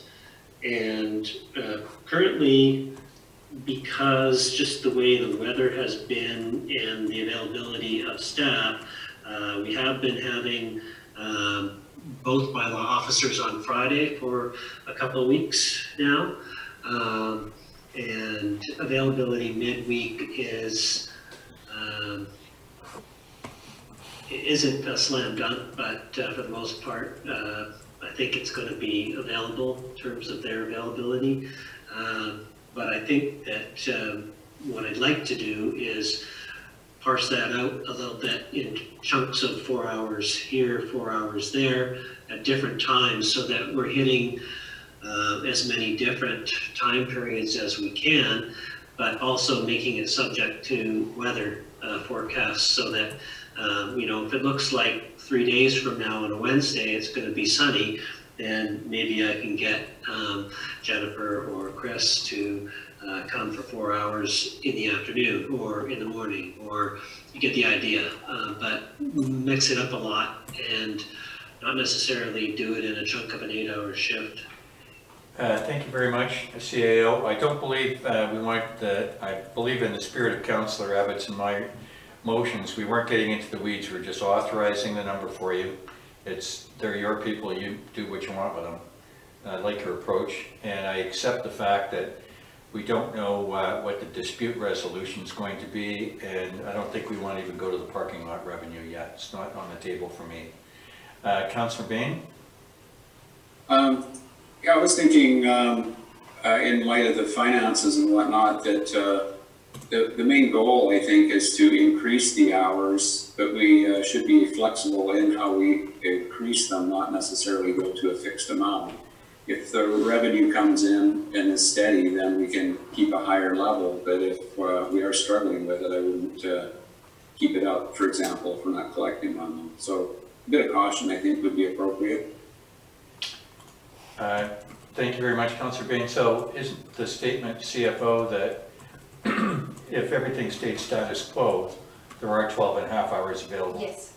So that's been confirmed. So status quo remains the same. I'm sure for my piece on the recommendation is that if things change, I'm sure staff will come back to us.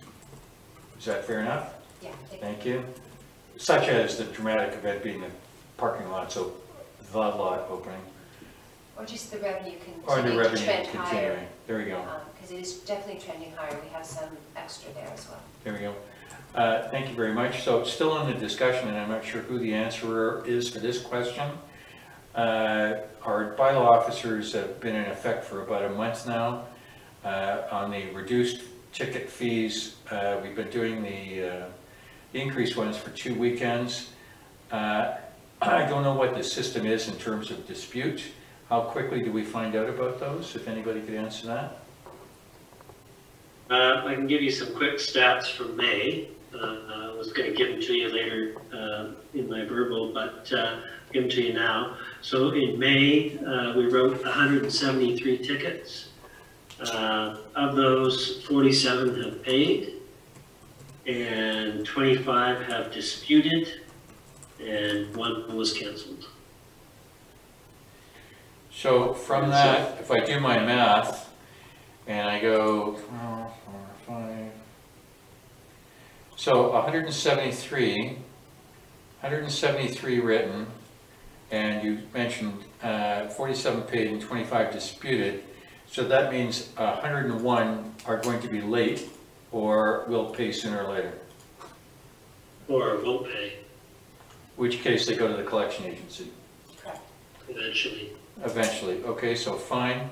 And they may still they can try to dispute, but they haven't disputed within, well, I don't know, actually, we're only June 1st, so some of them will still have their 14-day window for disputing, so we could see the dispute number climb quite a bit. Okay, and in your experience, Councillor Cunliffe, I got you on the wings here. In your experience, is that dispute number high or average? What's your feel? My sense is that it's high.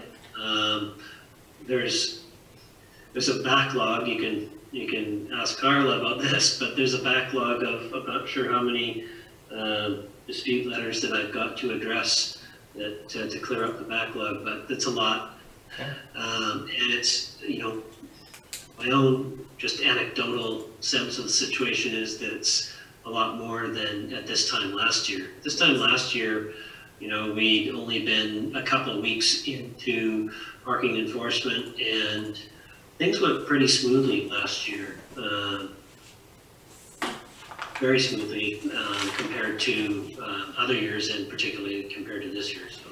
Thank you. And back one more question before I go to Councillor Cunliffe. Sorry, Jamie. The reasons for a dispute, given that I know that our officers are very diligent, looking at the sign, taking out cameras, taking the shot, making sure it's on the placed under the windshield wiper, etc., etc. What is the primary reason for dispute, and what is the normal success rate? Like I say, I've got a backlog that I haven't looked at, so I couldn't tell you. Mostly because they haven't seen the signage, or that they can't pay the current cost of the ticket. So if you didn't hear Carla, the answers are they didn't see the signage, or they can't pay the cost of the ticket. That would be the dispute. Okay, that's it for me. Councillor Cunliffe? Yeah, well, you took the words out of my mouth. I was wondering what the primary reason for dispute was. Are we in a position, if somebody is claiming hardship for payment, that do we have any avenue to negotiate a reduction, or do they just go through collections at that point? Very limited. Our screening officer policy is on our website under policies. It's called screening officer policy, and that sets out the grounds upon which I review tickets and the basis upon which somebody is disputing. Gives me parameters within which I can work. So as an example, if I get a resident saying, oh, I didn't remember to switch my resident permit, or I've only got 2, I guess I should really have 3, then I can say, whatever section it is, come in and buy another permit, and I can let you go, and don't do it again. So there's different options like that, or there's you know, medical emergency, there's, anyway, they're on the website. Can't rattle them off, but I have some guidelines within which I generally work. Good. Could we have a special guideline that would address COVID-19 and state we have someone who is claiming hardship, we will take them at the reduced rate of our previous parking fine at $65 instead of $195? Is there any possibility in putting something like that in place, just to try to, you know, hold on to as much revenue as we can? Obviously, these people are trying to do the right thing by disputing, so I'd like to offer them an olive branch if possible without it going to collections. I think you probably see work get out pretty quick, that you just have to claim Hardship, yeah. Hardship, and everybody would be claiming that, and you'd be writing off 2/3 of your tickets. Good. Good point. Yeah, good point. Good. Thank you very much, Councillor Cunliffe. How much do we pay the collection agency, CFO? Off the top of my head, it's a percentage of the ticket. A third? No more than that. A half? Honestly, I Well, let's just say it's a half. We're still making more money at giving a half away than we did before. So I'm fine on the revenue piece. Okay, let's move on. Any more discussion on this? We're in the discussion phase. The motion's been put forward and seconded. Any further discussion? So to recap, Sorry, yeah, I have one further question. It's aligned. We also discussed in the previous meeting about additional time. I'm aware of one particular situation last weekend with cars parked dangerously. Is there any updates or feedback we can get on that from the CO? Was there any additional towing, and was that situation right, or is it? So the bylaw officers have discretion to ticket as they see fit. whether it's in respect of contravention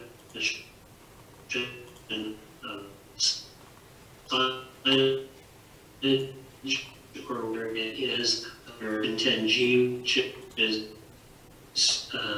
obstructing traffic, regardless of the fact that there's no sign. When it comes to towing, I've been asking them to contact me before the tow is requested. I want at least a couple of different rounds. So where they're 2 feet away from fire hydrant or something like that. Respect on mountain, they prefer, in my opinion, that's the rectified quickly, worry in need for people, for any, as they always have done, and by Store Park Trailhead parking lot. Forward-looking, but closing these areas physically down the street. You get in the left from the Howard Street, we're pushing them all the way down Bayview in front of the school. They're just looking for every single nook and cranny. As I said previously, last year, parking went very smoothly. This year, we're creating our own problems. I think the council, you know, in my opinion, ought to give due consideration to restoring parking to what was normal previous to COVID. Last year's parking plan, for instance, and I think that we will see a lot of these issues disappear. I think that people are going to come. They have the legal right to use our trails, and they're using them. They're coming regardless whether you like it or not. They're going to come and they're going to use them, and they're going to create these parking issues unless we give them somewhere to park. All right. Same for the beach. Got to give them somewhere to park. All right, CAO, I'm going to hold you here because I know that's your warm-up piece for later on. No, I think I'm done. I'm not going to have a piece for later on. This is what I was going to say. Other than the fact that I would also recommend that I contact Modi and find out if they have any flexibility in terms of all the no parking towing signs that they put all the way up the highway past Tunnel Point and up the right-hand side. It's been there for a while. But all those people that want to go hiking, they can't park there now, and they're coming into Lions Bay to find parking. We took away the Brunswick Exchange. They're going up the streets. They're looking wherever they possibly can, and they're clogging things up, and they're making it worse. So I think that the solution is clear. Restore parking to what it used to be. That's what worked. They're going to come anyway. Give them somewhere to park. The residents that way have the streets that they can park on with their resident parking passes, and we're going to get rid of a lot of the problems that we're seeing now. That's my opinion. Okay, we'll hold you on that. Thank you. We have motions outstanding here, so that's what we're going to get to. Councillor Barmere.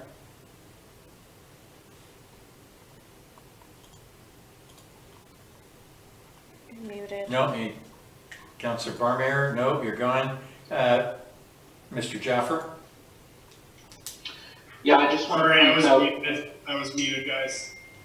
I just wanted to clarify, that I don't think it's a problem we've created. It's a problem that every community is facing. So I don't know if it's a really straightforward solution. Thank you, Councillor Barmere. Mr. Jaffer? Yeah, I just want to point out that if council does decide to open parking and install meters, it could take up to 30 days to receive the meters. So from the time we put the order in. So if we put the order in today, we won't see them for 30 days. Okay, thank you very much. Councillor Abbott? I guess it's a bit of an aside as to what we thought we were going to be talking about in this section, but I just do want to comment on the CAO's suggested solution here. I think Councillor Barnway is correct. It's an unusual circumstance. It's not normal. We've got a lot more people looking to come from the city and come hike because they're not going away on holiday. They're not doing other things. Lots of other jurisdictions are doing the same things and trying to encourage people to stay closer to their residents. And I think that's what's causing the problem. I still believe it. Lions Bay is just not set up to handle those kind of numbers. So maybe our solution isn't working as we had hoped, but I'm not sure it's back to normal and business as usual. We should go back to the way it was in previous years right now. All right, thank you very much, Councillor Abbott. Public Works Manager Jaffer, can you put your hand down? And Councillor Cunliffe, you're up. Yeah, we are still in the midst of a global pandemic, and we are not nearly ready to start opening our parks or our parking lots. It's not a problem that we created. It's a problem that the entire nation and the world is actually facing. So by opening up those lots, opening up ourselves to the outside world, we are now the destination point for hundreds of thousands of Metro Vancouver residents to come to us, and we are not nearly equipped. We don't have washrooms. It would be a disaster, in my opinion. We are not ready, and our residents would be very unpleased if we took that sort of measurement at this point. Thank you very much. Okay, seeing no hands up, here's what I propose to do. That I think CAO DeJong has made his point peripheral to an item he was going to talk about later on. I'll give him another chance later if he'd like. But what we have in front of us is the motions for the increased bylaw time, and that's midweek at the CAO's discretion how he uses it. I too believe at this time that we've set on a path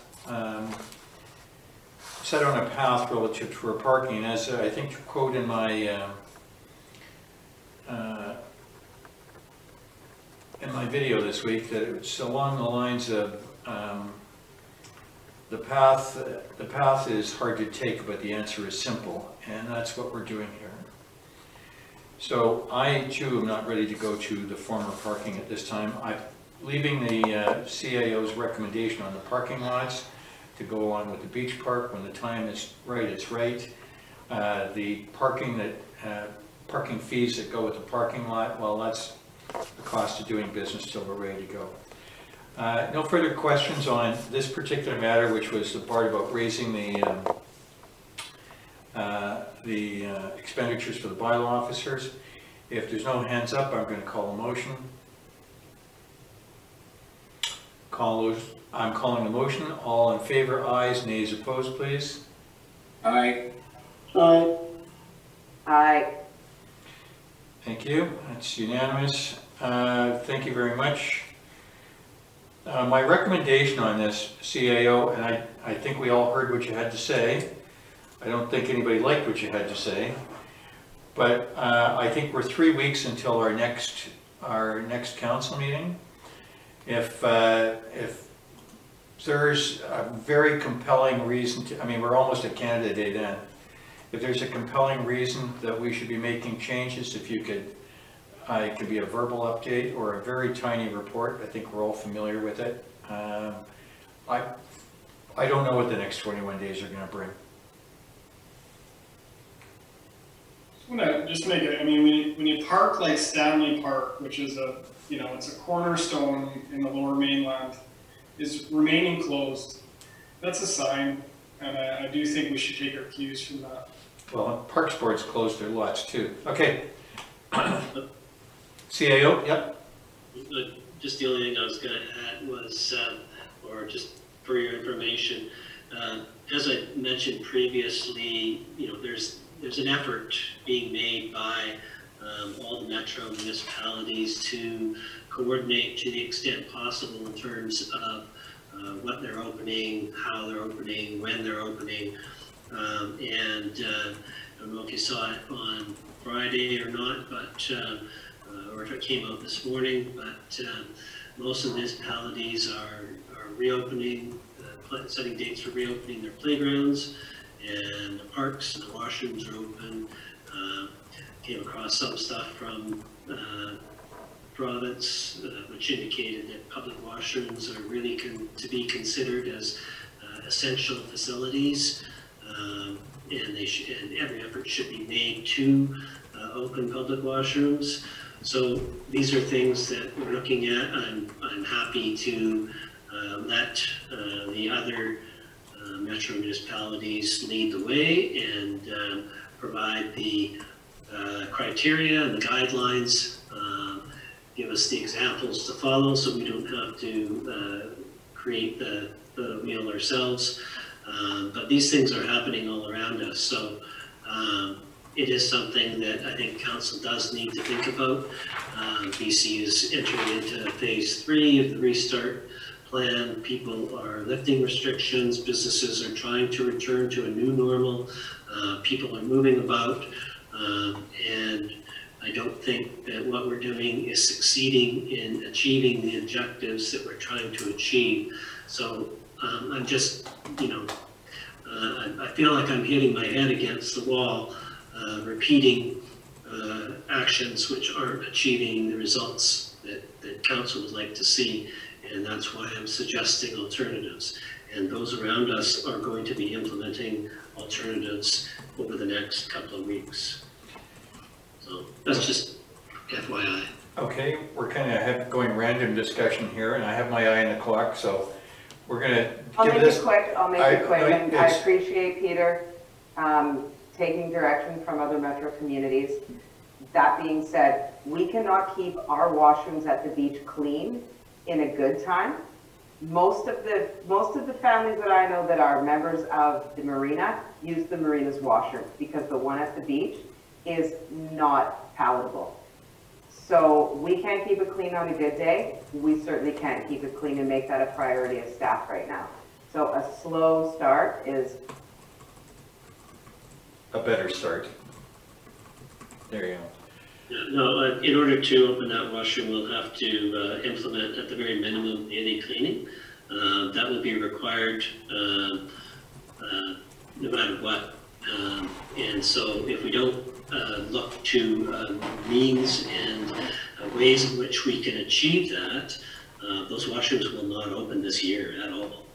So we have to, we are looking at what is required. We're looking at all the sector guidelines that are coming out for public parks, playgrounds, municipalities. We're going through all of the WorkSafe BC information that we're being required to follow with respect to reopening the municipal hall in time for tax payments. So these things are all coming together, and everybody's doing the same gymnastics that we're having to do and trying to figure out how this is going to work and what it's going to cost.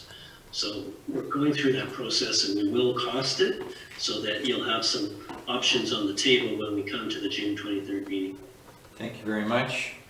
All right.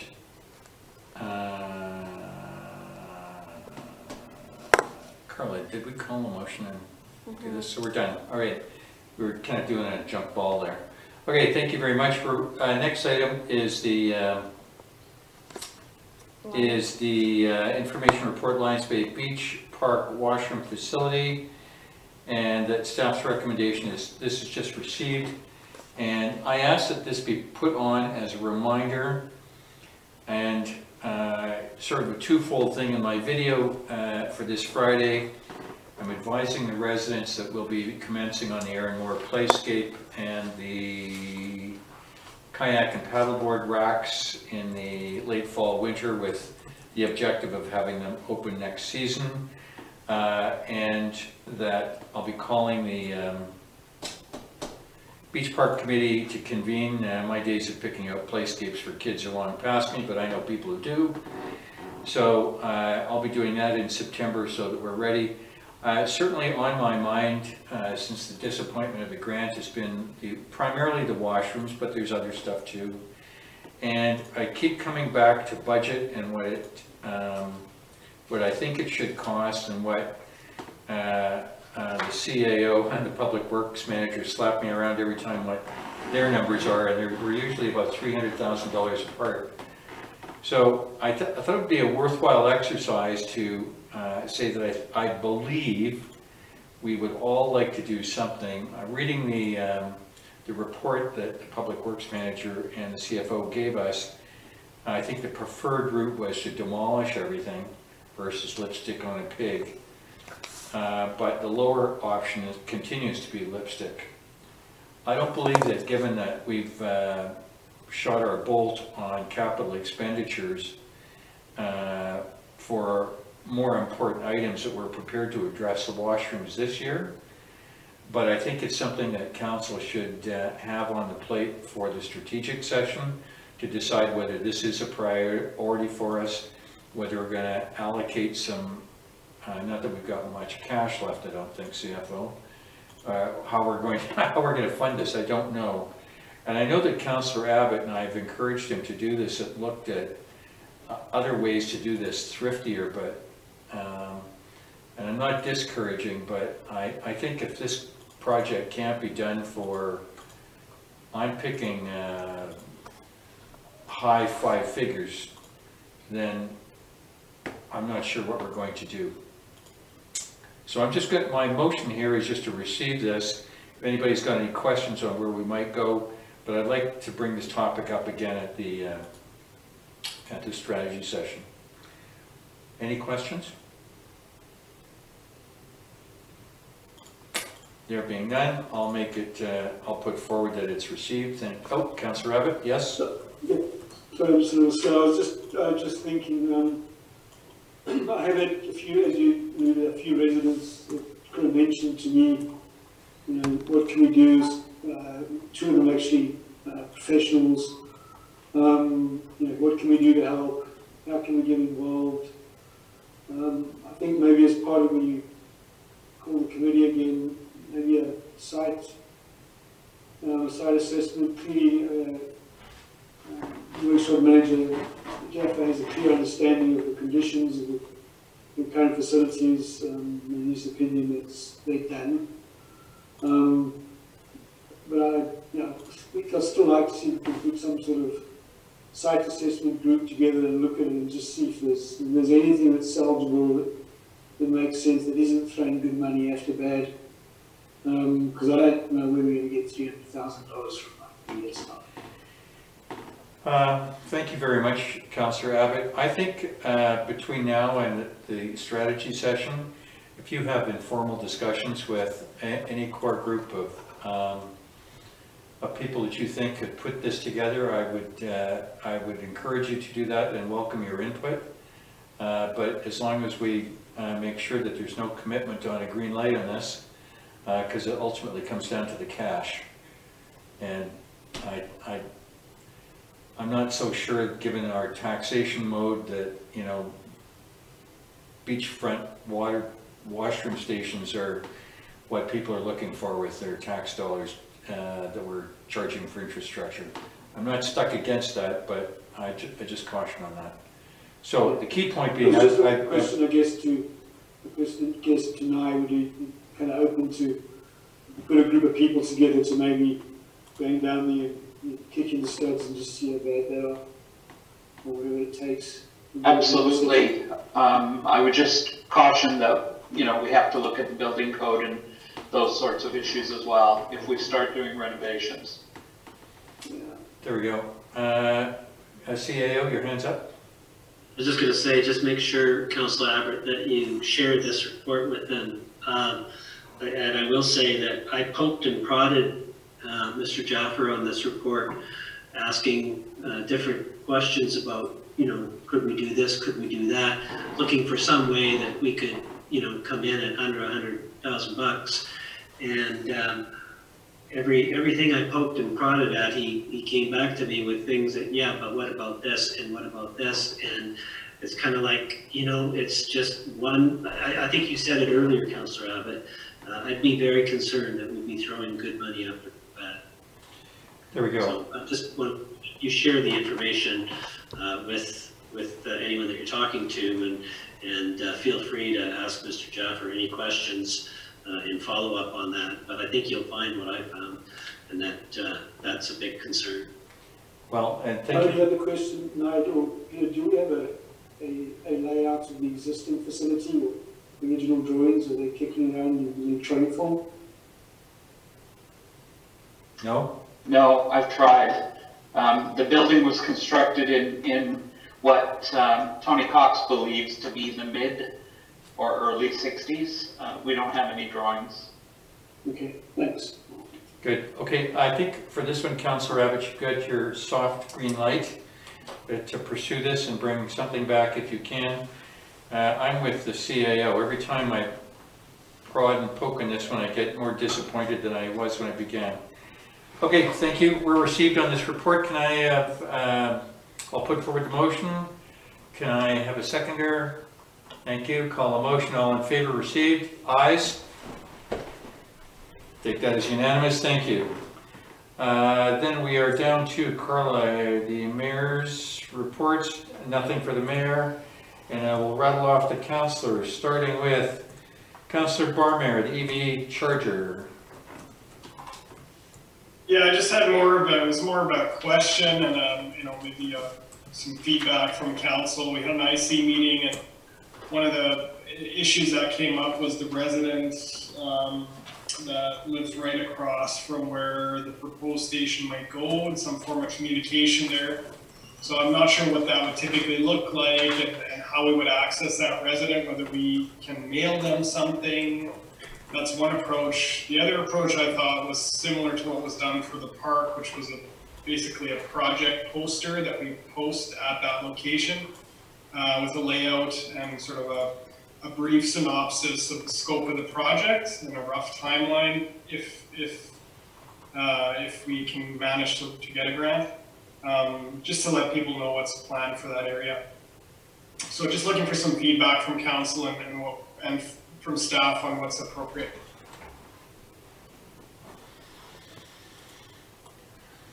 Councillor Barmare, thank you. I think just to recap, I believe you and the CFO are working on your grant and your business plan, and you're going to have more information for us in 3 weeks of the next council meeting. Is that correct? Right, so in 3 weeks for the next council meeting, my goal is to have the grant completed with input from staff, so I'm trying to get it to them in the next couple of days, because there's some language in there that needs to be tailored to steer us away from a particular manufacturer. We can't be listing any kind of proprietary information, so we got to tailor it that way. There are some questions around how we get to the 75% mark, Pam had some thoughts on that, which we're sort of noodling around. The granting agent may allow us to stack both the federal and the provincial grant without having 50% cash for the project. So that's the funding piece. But the other piece that I was more curious about was this public communication piece and the resident that's directly across from the spot, whether a simple letter would do or whether a poster that people can provide feedback against might be a bit more appropriate. How about you in a video on the village update standing in front of the site? Yeah, that's fine. I can do that. There's your plan for the day. We could supplement that with correspondence with the adjacent residents and the one across the street. One across the street would be new purchasers. The adjacent resident I've already had correspondence with. Okay. Probably do both. So how about we leave it with Councillor Barmare to work with staff on this to grant. Your thunder is best when you come back in 3 weeks with the plan, it's endorsed, and you're good to go, got your business plan, can showcase it, and there we go. So if that timing works for you, it's all yours. Yeah, I think staff would like to see what you've got to date as soon as possible, Norm. That'd be great. And yeah, it's quite a big application. I've been kind of struggling with some of the sections, but I'm hoping to get it to you guys this week. Okay, great. Thanks. Okay, so we'll leave that with you two. Councillor Cunliffe, Councillor Barmare, the subject's climate action, whatever you want to do. Norma, are you all right if I give a brief summary here? Okay. So Councillor Barmier, myself, and Penny Nelson had a brainstorming session Sunday morning. Penny was kind enough to dig up the old material on the committee, what the initiatives were, the subcommittees that were outlined, and we've sort of narrowed it down to probably 3 tangible targets that we could look to succeed at within this year. And so we will be meeting again within the next, perhaps before our next council meeting. If we do, we will all have a formal sort of report to give you. If not, it will be the first meeting in July. But we're super optimistic and excited, and I think we're going to accomplish some great things here. Good, thank you very much. Councillor Cunliffe, are you looking to put forward recommendations before your terms of reference for your committee are formed up? I mean, what's your thinking here? We're really in just the, like, we just had our first discussion here, so. Okay. Right now, I'm not thinking more beyond just how we're going to recruit, what our goals are, how we're going to resurrect some of the objectives that we are bound to fulfill with the Climate Action Task Force. Outside of that, we're... Okay, so you fired up the engine here.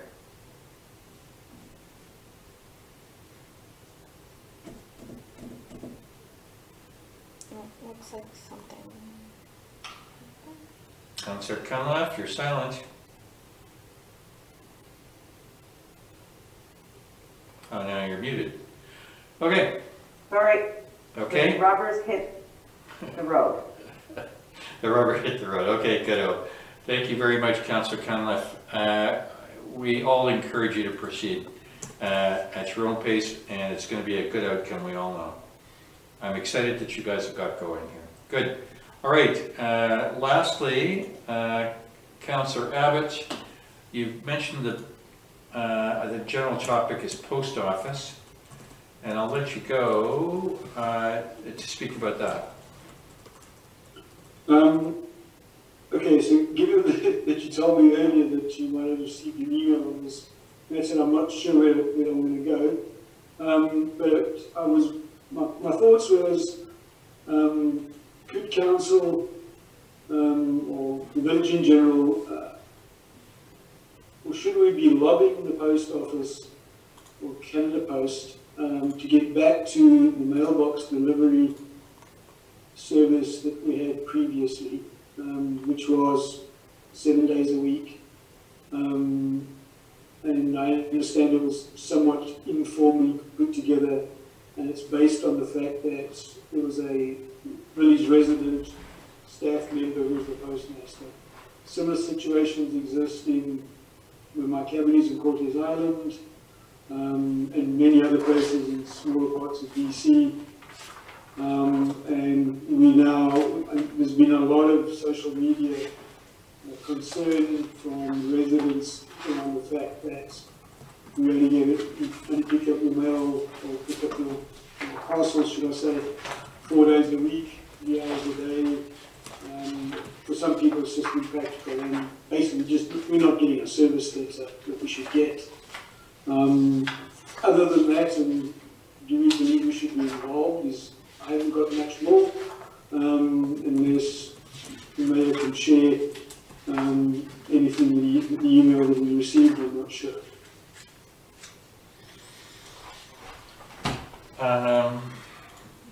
CAO, your thoughts on this one?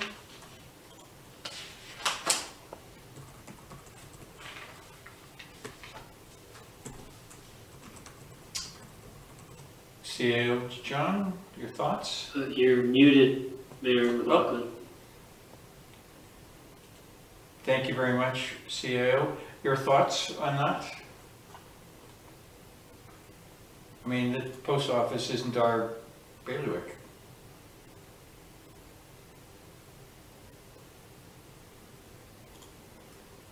Trying to understand the ask. When you say mailbox delivery, Councillor Abbott, do you mean door-to-door delivery? Sorry, now let me explain the situation. So they've changed how how you get your parcels at the mailbox recently with the departure of Vaughan, who was the previous postmaster. And the service is now provided between 11 and 2, Monday to Thursday. And there's a system that's just been started, from what I understand. I've used it, but there's a box and a key system, but that seems to not work very well. And there's a lot of people that just aren't getting the service that they've become accustomed to. Part of it's the fact that the person that's providing the service lives on the Sunshine Coast. It's a union position. I'm sure there's all technicalities around that.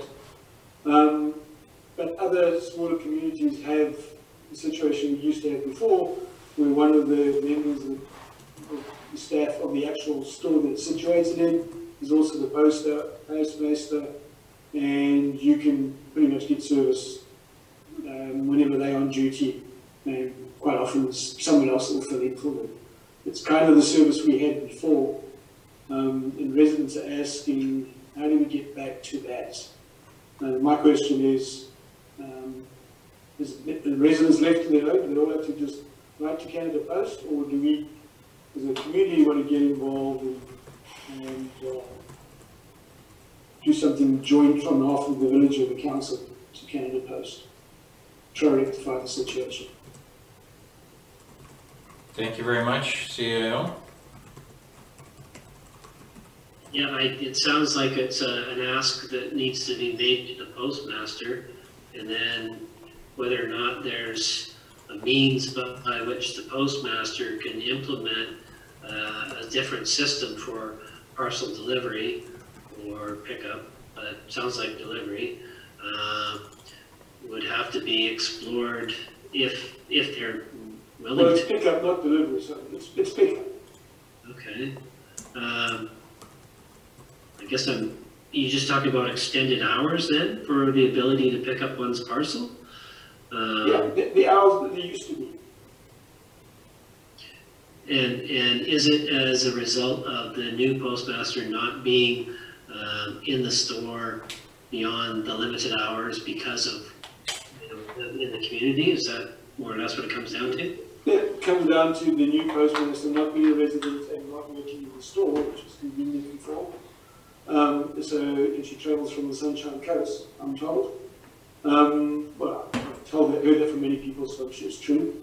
And therefore, the actual ability, her time in the post office is very limited to 4 days a week. 3 hours a day. Yeah, I see probably limited opportunities in the circumstances unless the store owner has staff that are available and trained or willing to be trained, and the new postmaster is prepared to pay someone to provide the extended service hours. It seems to me what it would come down to. Yeah, and I know from the store owner's side that I believe he is willing to use his staff, but I don't know the details of that. I do know that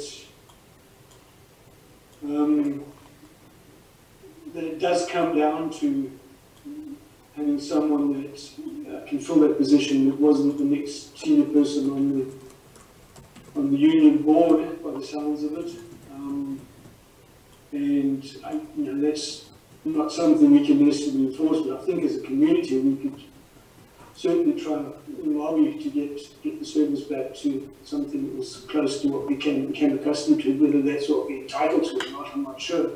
I know that when I go back to work, I'm not going to be able to go pick up my parcels. There must be many people in the same situation. One option would be, I guess, for council, if we want to designate one of the council members to pursue the matter by writing to the, or meeting with, however it may take place, the new postmaster to explore what options may or may not exist, and sort of poke at that a little bit and see if there's any potential to improve the situation through whatever means. It'd be an idea. There you go. Thank you. Before we continue, can I have a motion to extend the meeting for 45 minutes? A hand, please. Thank you. Seconder, good. Thank you. 45, please, Carla. Thank you very much. Holding on to your thought, CAO DeJohn, Mr. Councillor Bain. Yeah, I think the CAO's hit one of the 2 points on it that could be effective, and that is the issue of whether or not the store owner is really supportive of doing things the way they used to be done. I'm not sure if he is or not. The other aspect of it is that dealing with a unionized postmaster isn't probably our best line of attack on this if we're going to. 2 councils ago, I met with the MP with the then mayor when the Postal Service was trying to bring in the super box idea, and we thought it was a bad idea. And we got the support from the MP, and who talked to the higher ups in the Postal Service, and came out with a happy end on it. So I would think if we want to do something, getting our MP in action in support of us would probably be one of the strongest moves. Well, interestingly, I happened to be speaking with him in 12 hours. So I will draw that to his attention. I'm going to go to Councillor Abbott on this one. You brought the issue up, Councillor Abbott, and the store owners emailed me tonight just before the meeting started, and it looks like there might be a story there. How about if I link the 2, not that you need to be linked, but just to bring the story all together, link the 2 of you together, and we approach this, you with him, to see what he might want to do, if he wants to improve service. I presume he does, but I'm not sure what his game plan is.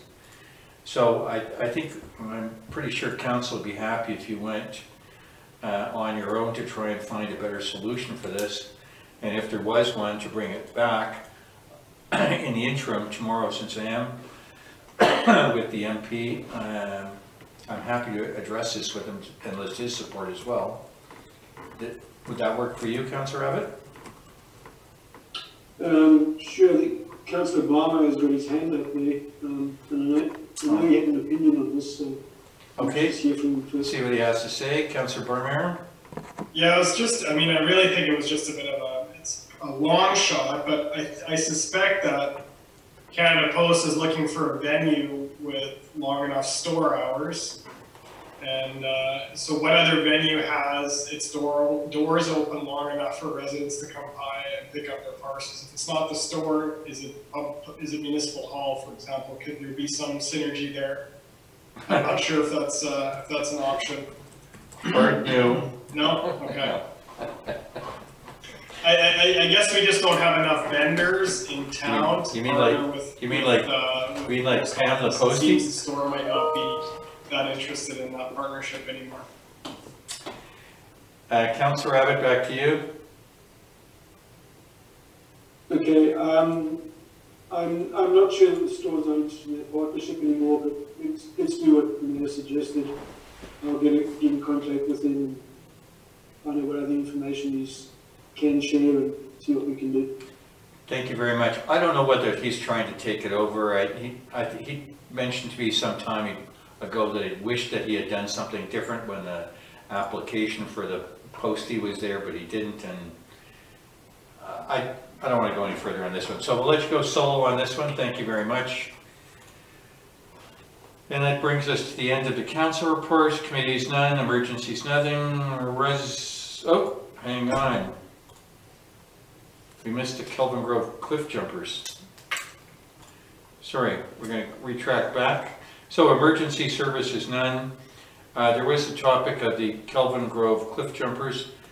And actually, the CAO, and I can comment on this, it came to us, I think on Friday night, that the Kelvin Grove jumping area that, I believe the term used was bonfires, or in observance or something like that, more than one day during the week. So it's clearly this has made not a good situation worse, and I think the fire chief was somewhat aware of this and had been there in the past on this, and I think we'd left it with the CAO asking the fire chief to explore through BC Wildfire their guidance and advice. This is not our geography, we have no jurisdiction here. CAO, anything more to add? No, I'll be talking to Fire Chief tomorrow on a couple of different things, so plan to bring it up then. But yeah, I mean, you kind of hit the nail on the head in terms of it's beyond our boundary, and thus it is in an area in which the law of the land is you can have a campfire. So right now, there's nothing preventing someone from having a campfire anywhere in the Lower Mainland unless they're within the boundaries of a municipality that says no, you can't. So that's an additional hurdle. So the fire risk, I don't want to presume what the answer is going to be from BC Wildfire, but I would think that until the hazard level goes higher this summer, we're probably going to have a hard time getting them to figure out a way to shut down this. You know, if we get to a stage where no campfires are allowed, it might make it a little easier. But anyway, I'll explore it further with the fire chief tomorrow. Thank you very much. This is just not the kind of news we like to deliver to my colleagues here, but everybody knows what we know now. Councillor Cunliffe? Could we not then now petition the CN police, considering they are the ones that are providing the highway to the cliffs to have campfires, for more enforcement? Essentially, this is on their shoulders. People are not stopping on Highway 99, parking on Highway 9 and hiking down the hillside to access this point. They are getting there strictly by CN Rail. Agreed. Thank you very much.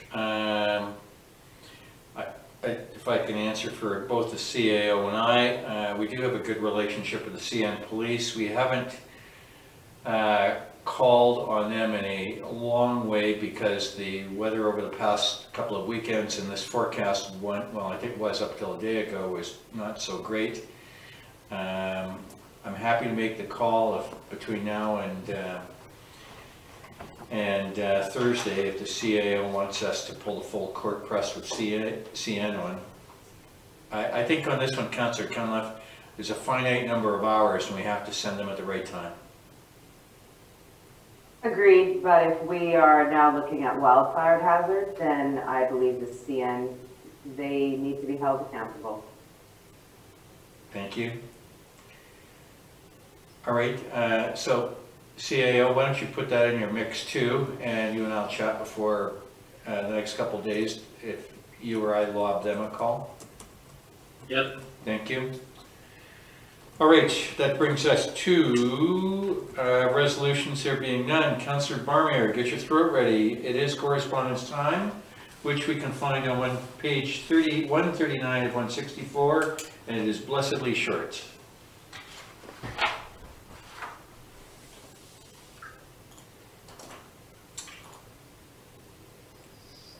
You're still on mute, Councillor Barmier? Yeah, I'm talking away here.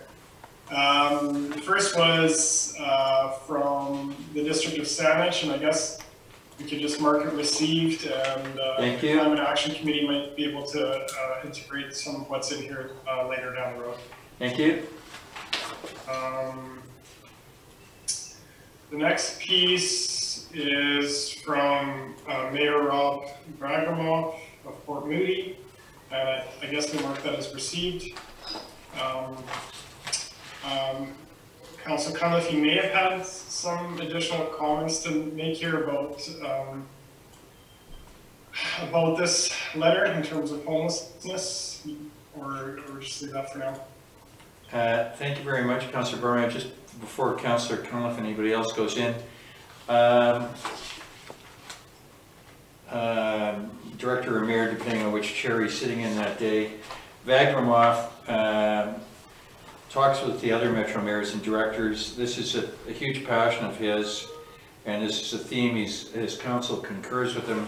He's put it forward. He's aiming high and low at the same time. He's going from the feds down to the municipalities, which includes Metro. I think the key piece in this is somewhere the rubber hits the road, and which is really the direction I'm looking for from council. I usually don't sign anything on our behalf unless I think it reflects all of us.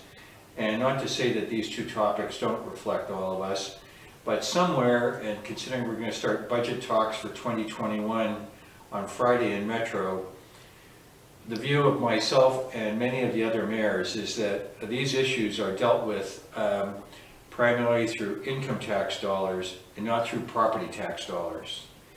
And if local government is involved and Metro is involved, it is property tax dollars or property tax dollars used by Metro to expand their housing corporation. So mentally agree with this kind of thinking that where Mayor Vagramoff's going, but I'm looking for feedback from my colleagues here, because I'm not signing in. The job doesn't work where I go to you guys every time before I sign something, but if I see something like this, where we might be paying more, I need to know where everybody stands. Councillor Cunliffe? So fundamentally, I am in 110 support of this initiative. I do believe it should be led from a federal perspective, absolutely. But whatever we need to do to get this to that level of government, I'm in support of. So if it's a revision that we need to go and ask the mayor of Fort Moody and the council of Fort Moody to revisit this document and to resubmit it in another way, I would hope. All right, I tell you what, I'll be talking to him tomorrow. If I've got your ask right, that we want this revised a little bit to reflect our flavor. Is that correct, Councillor Cunliffe? Can't hear her. We'll go to Councillor Bain. Yeah, I think it's a great idea. Your cautions are well noted for where the money comes from, but when you're going through the be it resolved part, I think I'd add another and that would be that there's a provision for intervention. And he kind of alludes to it in the third one he's got here about revived facility at Riverview. I think when most of the people who are living on the street, the homeless, are either addicted or having mental issues, if we don't deal with the root cause of it, the thing's never going to go away. And I think some sort of program of intervention to help these people get out of their miserable state would be foremost in my mind, anyhow. Thank you very much. If council's comfortable leaving this with me, I'll deal with Mayor Vagramoff this week on it. Take that as a yes. Yeah, we've lost Jamie from the call, so I'm not sure if she's trying to dial back in. We'll come back when she comes in. Can you watch for her to come back in, Carl? Okay, let's keep going. Okay. Next is a resident email from Douglas Miller. And I guess it does beg the question when we'll start to phase parking back to normal. And sort of, I think we beat this one to death. I'm not sure if we mark it as received and move on, or if you want to address this in a different way around. And she'll leave the pain with me. I got to think about this one too. I'll reply to him one way or the other. The next one is Ruth Simons, I think I sent that out, her course was an LNG wood fiber project, and she's got a list of concerns that she wants to take to them in a table to her email. That's for information. Yep. I'd make that as received. I've already thanked her on all of her. And then I think the next ones are on table. Yes. 4 pieces of correspondence on table. One is from Spears of West Vancouver. We can mark that as received. There was no response requested. The next one was from Brigida Shore. Again, no response requested, so we can mark that as received. And the last was, this is a longer one, and I mean, this I guess has been ongoing between staff and the residents since looks like the fall of 2019 on the issue of parking on Panorama Place. So I don't know what we can do with this in correspondence other than leave it as an operational issue to be dealt with. I don't know what else to say here. Okay, just a second on this. Councillor Barmer, I'll write back to Brigida Shore. I certainly, from my perspective, I think we're a welcoming community, but I think council set us on a path that's not in line with her. So I'll write back to her. And I know that on the item R2 and R3, which are pretty much the same people in the same street, and the CIO De Jong has given us the information report from Mr. Jaffer from the last council meeting as a refresher. If you'll recall, we were asked to receive the information. We did have a discussion on it, but there was no suggested direction to staff. So unless there's one now, I think this is, the die has been cast on this one.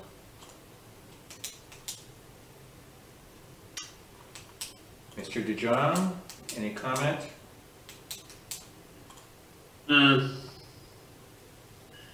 Yeah, I mean, it's not a desirable state of affairs for the way it is at the moment for either staff or the residents, obviously. You know, we did recently take photographs of everybody's driveway to understand, you know, what the issues are and who's got, you know, none of the driveways are overly steep from the photos that I've looked at. Some of them may or may not have additional parking besides their garages. Maybe the garages aren't being used for parking in, I don't know. Mr. Strigley has alluded to, you know, having additional vehicles, grown kids living at home, things like that, you know, society changes and things happen, and I can understand that those are issues, but to the extent possible, you know, there are a number of parking stalls on the uphill side of the street already, and if people feel that they need more because they've got 3 or 4 vehicles, I think the first thing that they need to do is look for ways in which they can expand parking on their own property. You know, 192 Panorama Place is a good example of that. That's former fire trainer Bob Allen's property. He's created 3 parking spots essentially on his own property. A little bit might be on our property, but it's you know, he made the ability to park three vehicles nose in instead of in a bad spot where it would be obstructing traffic. Others could do the same. There's been, you know, an exacerbation of the problem over the last few months while one of the properties, I'm trying to remember the address. The Dickinsons have been under construction. Yeah, that's 212, I think, and that's finished now, so their vehicles are all parked in their driveway.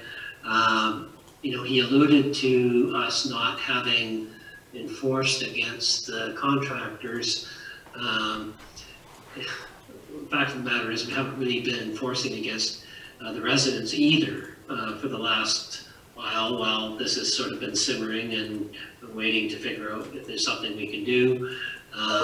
So the fact that we've sort of tried to play nice for a while and see what it's like after that construction is finished doesn't mean that we've proved his point or anything as he suggests.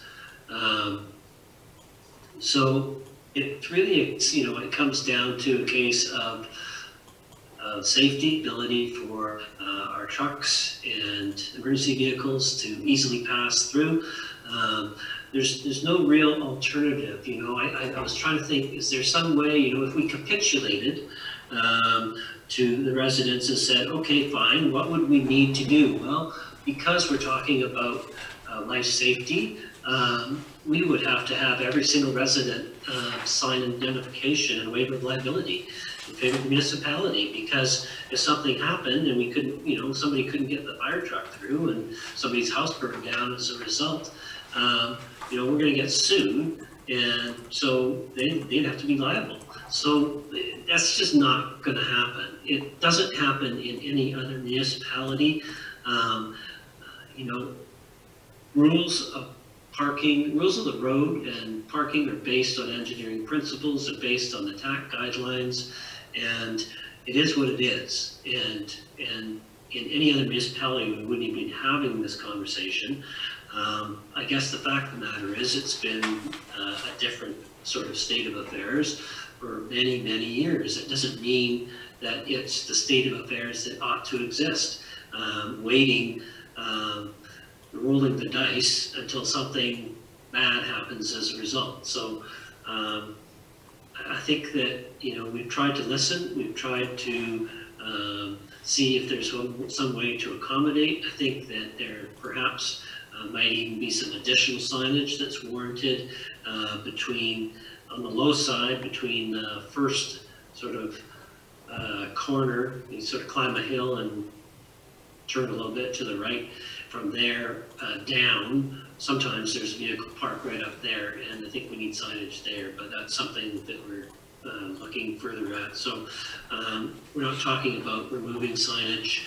When we did put up the sign on the south side of 192, pointing towards the cul-de-sac, it was to tie into an arrow from the cul-de-sac pointing up the hill that had already been there. I don't know if anybody ever noticed it, but when you've got one pointing up the hill, you got to tie it into something, and that's all we really did. And we're just trying to make it work from a health and safety perspective, and I don't really have anything else to say. There you go. We'll go to Councillor Barmer. Councillor Abbott, I thought I saw your hand up. Fatigued? Are you good? Yeah, I'm good. You're good? Okay. Thank you very much. Councillor Barmer? Yeah, I was just curious if the fire chief or the ambulance had weighed in at all on this. I had a conversation with the ambulance, but they didn't have any recorded incidents themselves. The fire chief was more concerned with the first part of Panhandle Place leading up to that crest and the crest of the turn to the right, sort of a pinch point, and wasn't as concerned on the rest of the street. We've had feedback from the waste control people who struggle to deal with the situation sometimes. We've had situations where our plows can't get through in the wintertime. And when you've got the width of a plow, that's the same width as the backhoe. So if we had a water main burst somewhere down that street and we couldn't get through because there's cars in the way, that's another situation where it's just something waiting to happen. And given the state of our infrastructure, that's something that could happen. So, you know, sometimes we can get, you know, people can get through, no problem. Other times, you can't. So you just can't have a situation where you just don't know whether or not you're going to be able to get through. All right, thank you very much, CAO. Regrettably, all I can give you is council support, which you got at the last council meeting, and the letters have come in, they're lengthy, and they're substantially the same as the previous ones, and they're asking for change, which doesn't appear to be coming from the elected side of the table. So unfortunately, I'm going to have to leave resolution of this with you. However you respond to Mr. Strigley and Mr. Waits. Okay. Thank you very much, and thank you very much, Councillor Barmere, for the correspondence. And we are close to new business. There is none. Public, I think we've scared them all away now. Yes, we have. So we're at the closed council meeting portion. The proposed topics for discussion in the absence of the public are disposition of property. That's number one. Number two, awards and status of Citizen of the Year and Citizen of Distinction Award presentations. And C, negotiations in respect of a proposed service. And that the council considers negotiations and related preliminary discussions respecting the provision of a proposed service may harm the interests of the municipality if held in public. That the meeting be closed to the public on the basis of matters to be considered under the following sections of the community charter. Item 90, item number 1, B, E, K, and N. Council does not anticipate reconvening the opening meeting for any purpose other than to adjourn the meeting generally and report out if applicable. If that's acceptable, I put forward that motion. Any seconder or any changes? All in favor, ayes. Nays opposed. Take it all carried. We are good. Councillor Abbott, you're good? I just said aye. Aye, thank you. We are closed. Carla? Thank you. Jill? All right. Yes. Okay, we're back to the open meeting. Oh, look, it's 10:44. And we have a minute to go before we close. And we've all come back from the closed meeting on the topics discussed, and we have nothing further to report out from that meeting. I've got a motion to adjourn. Thank you. Second. Good. We are done. Thank you, Carla. Close.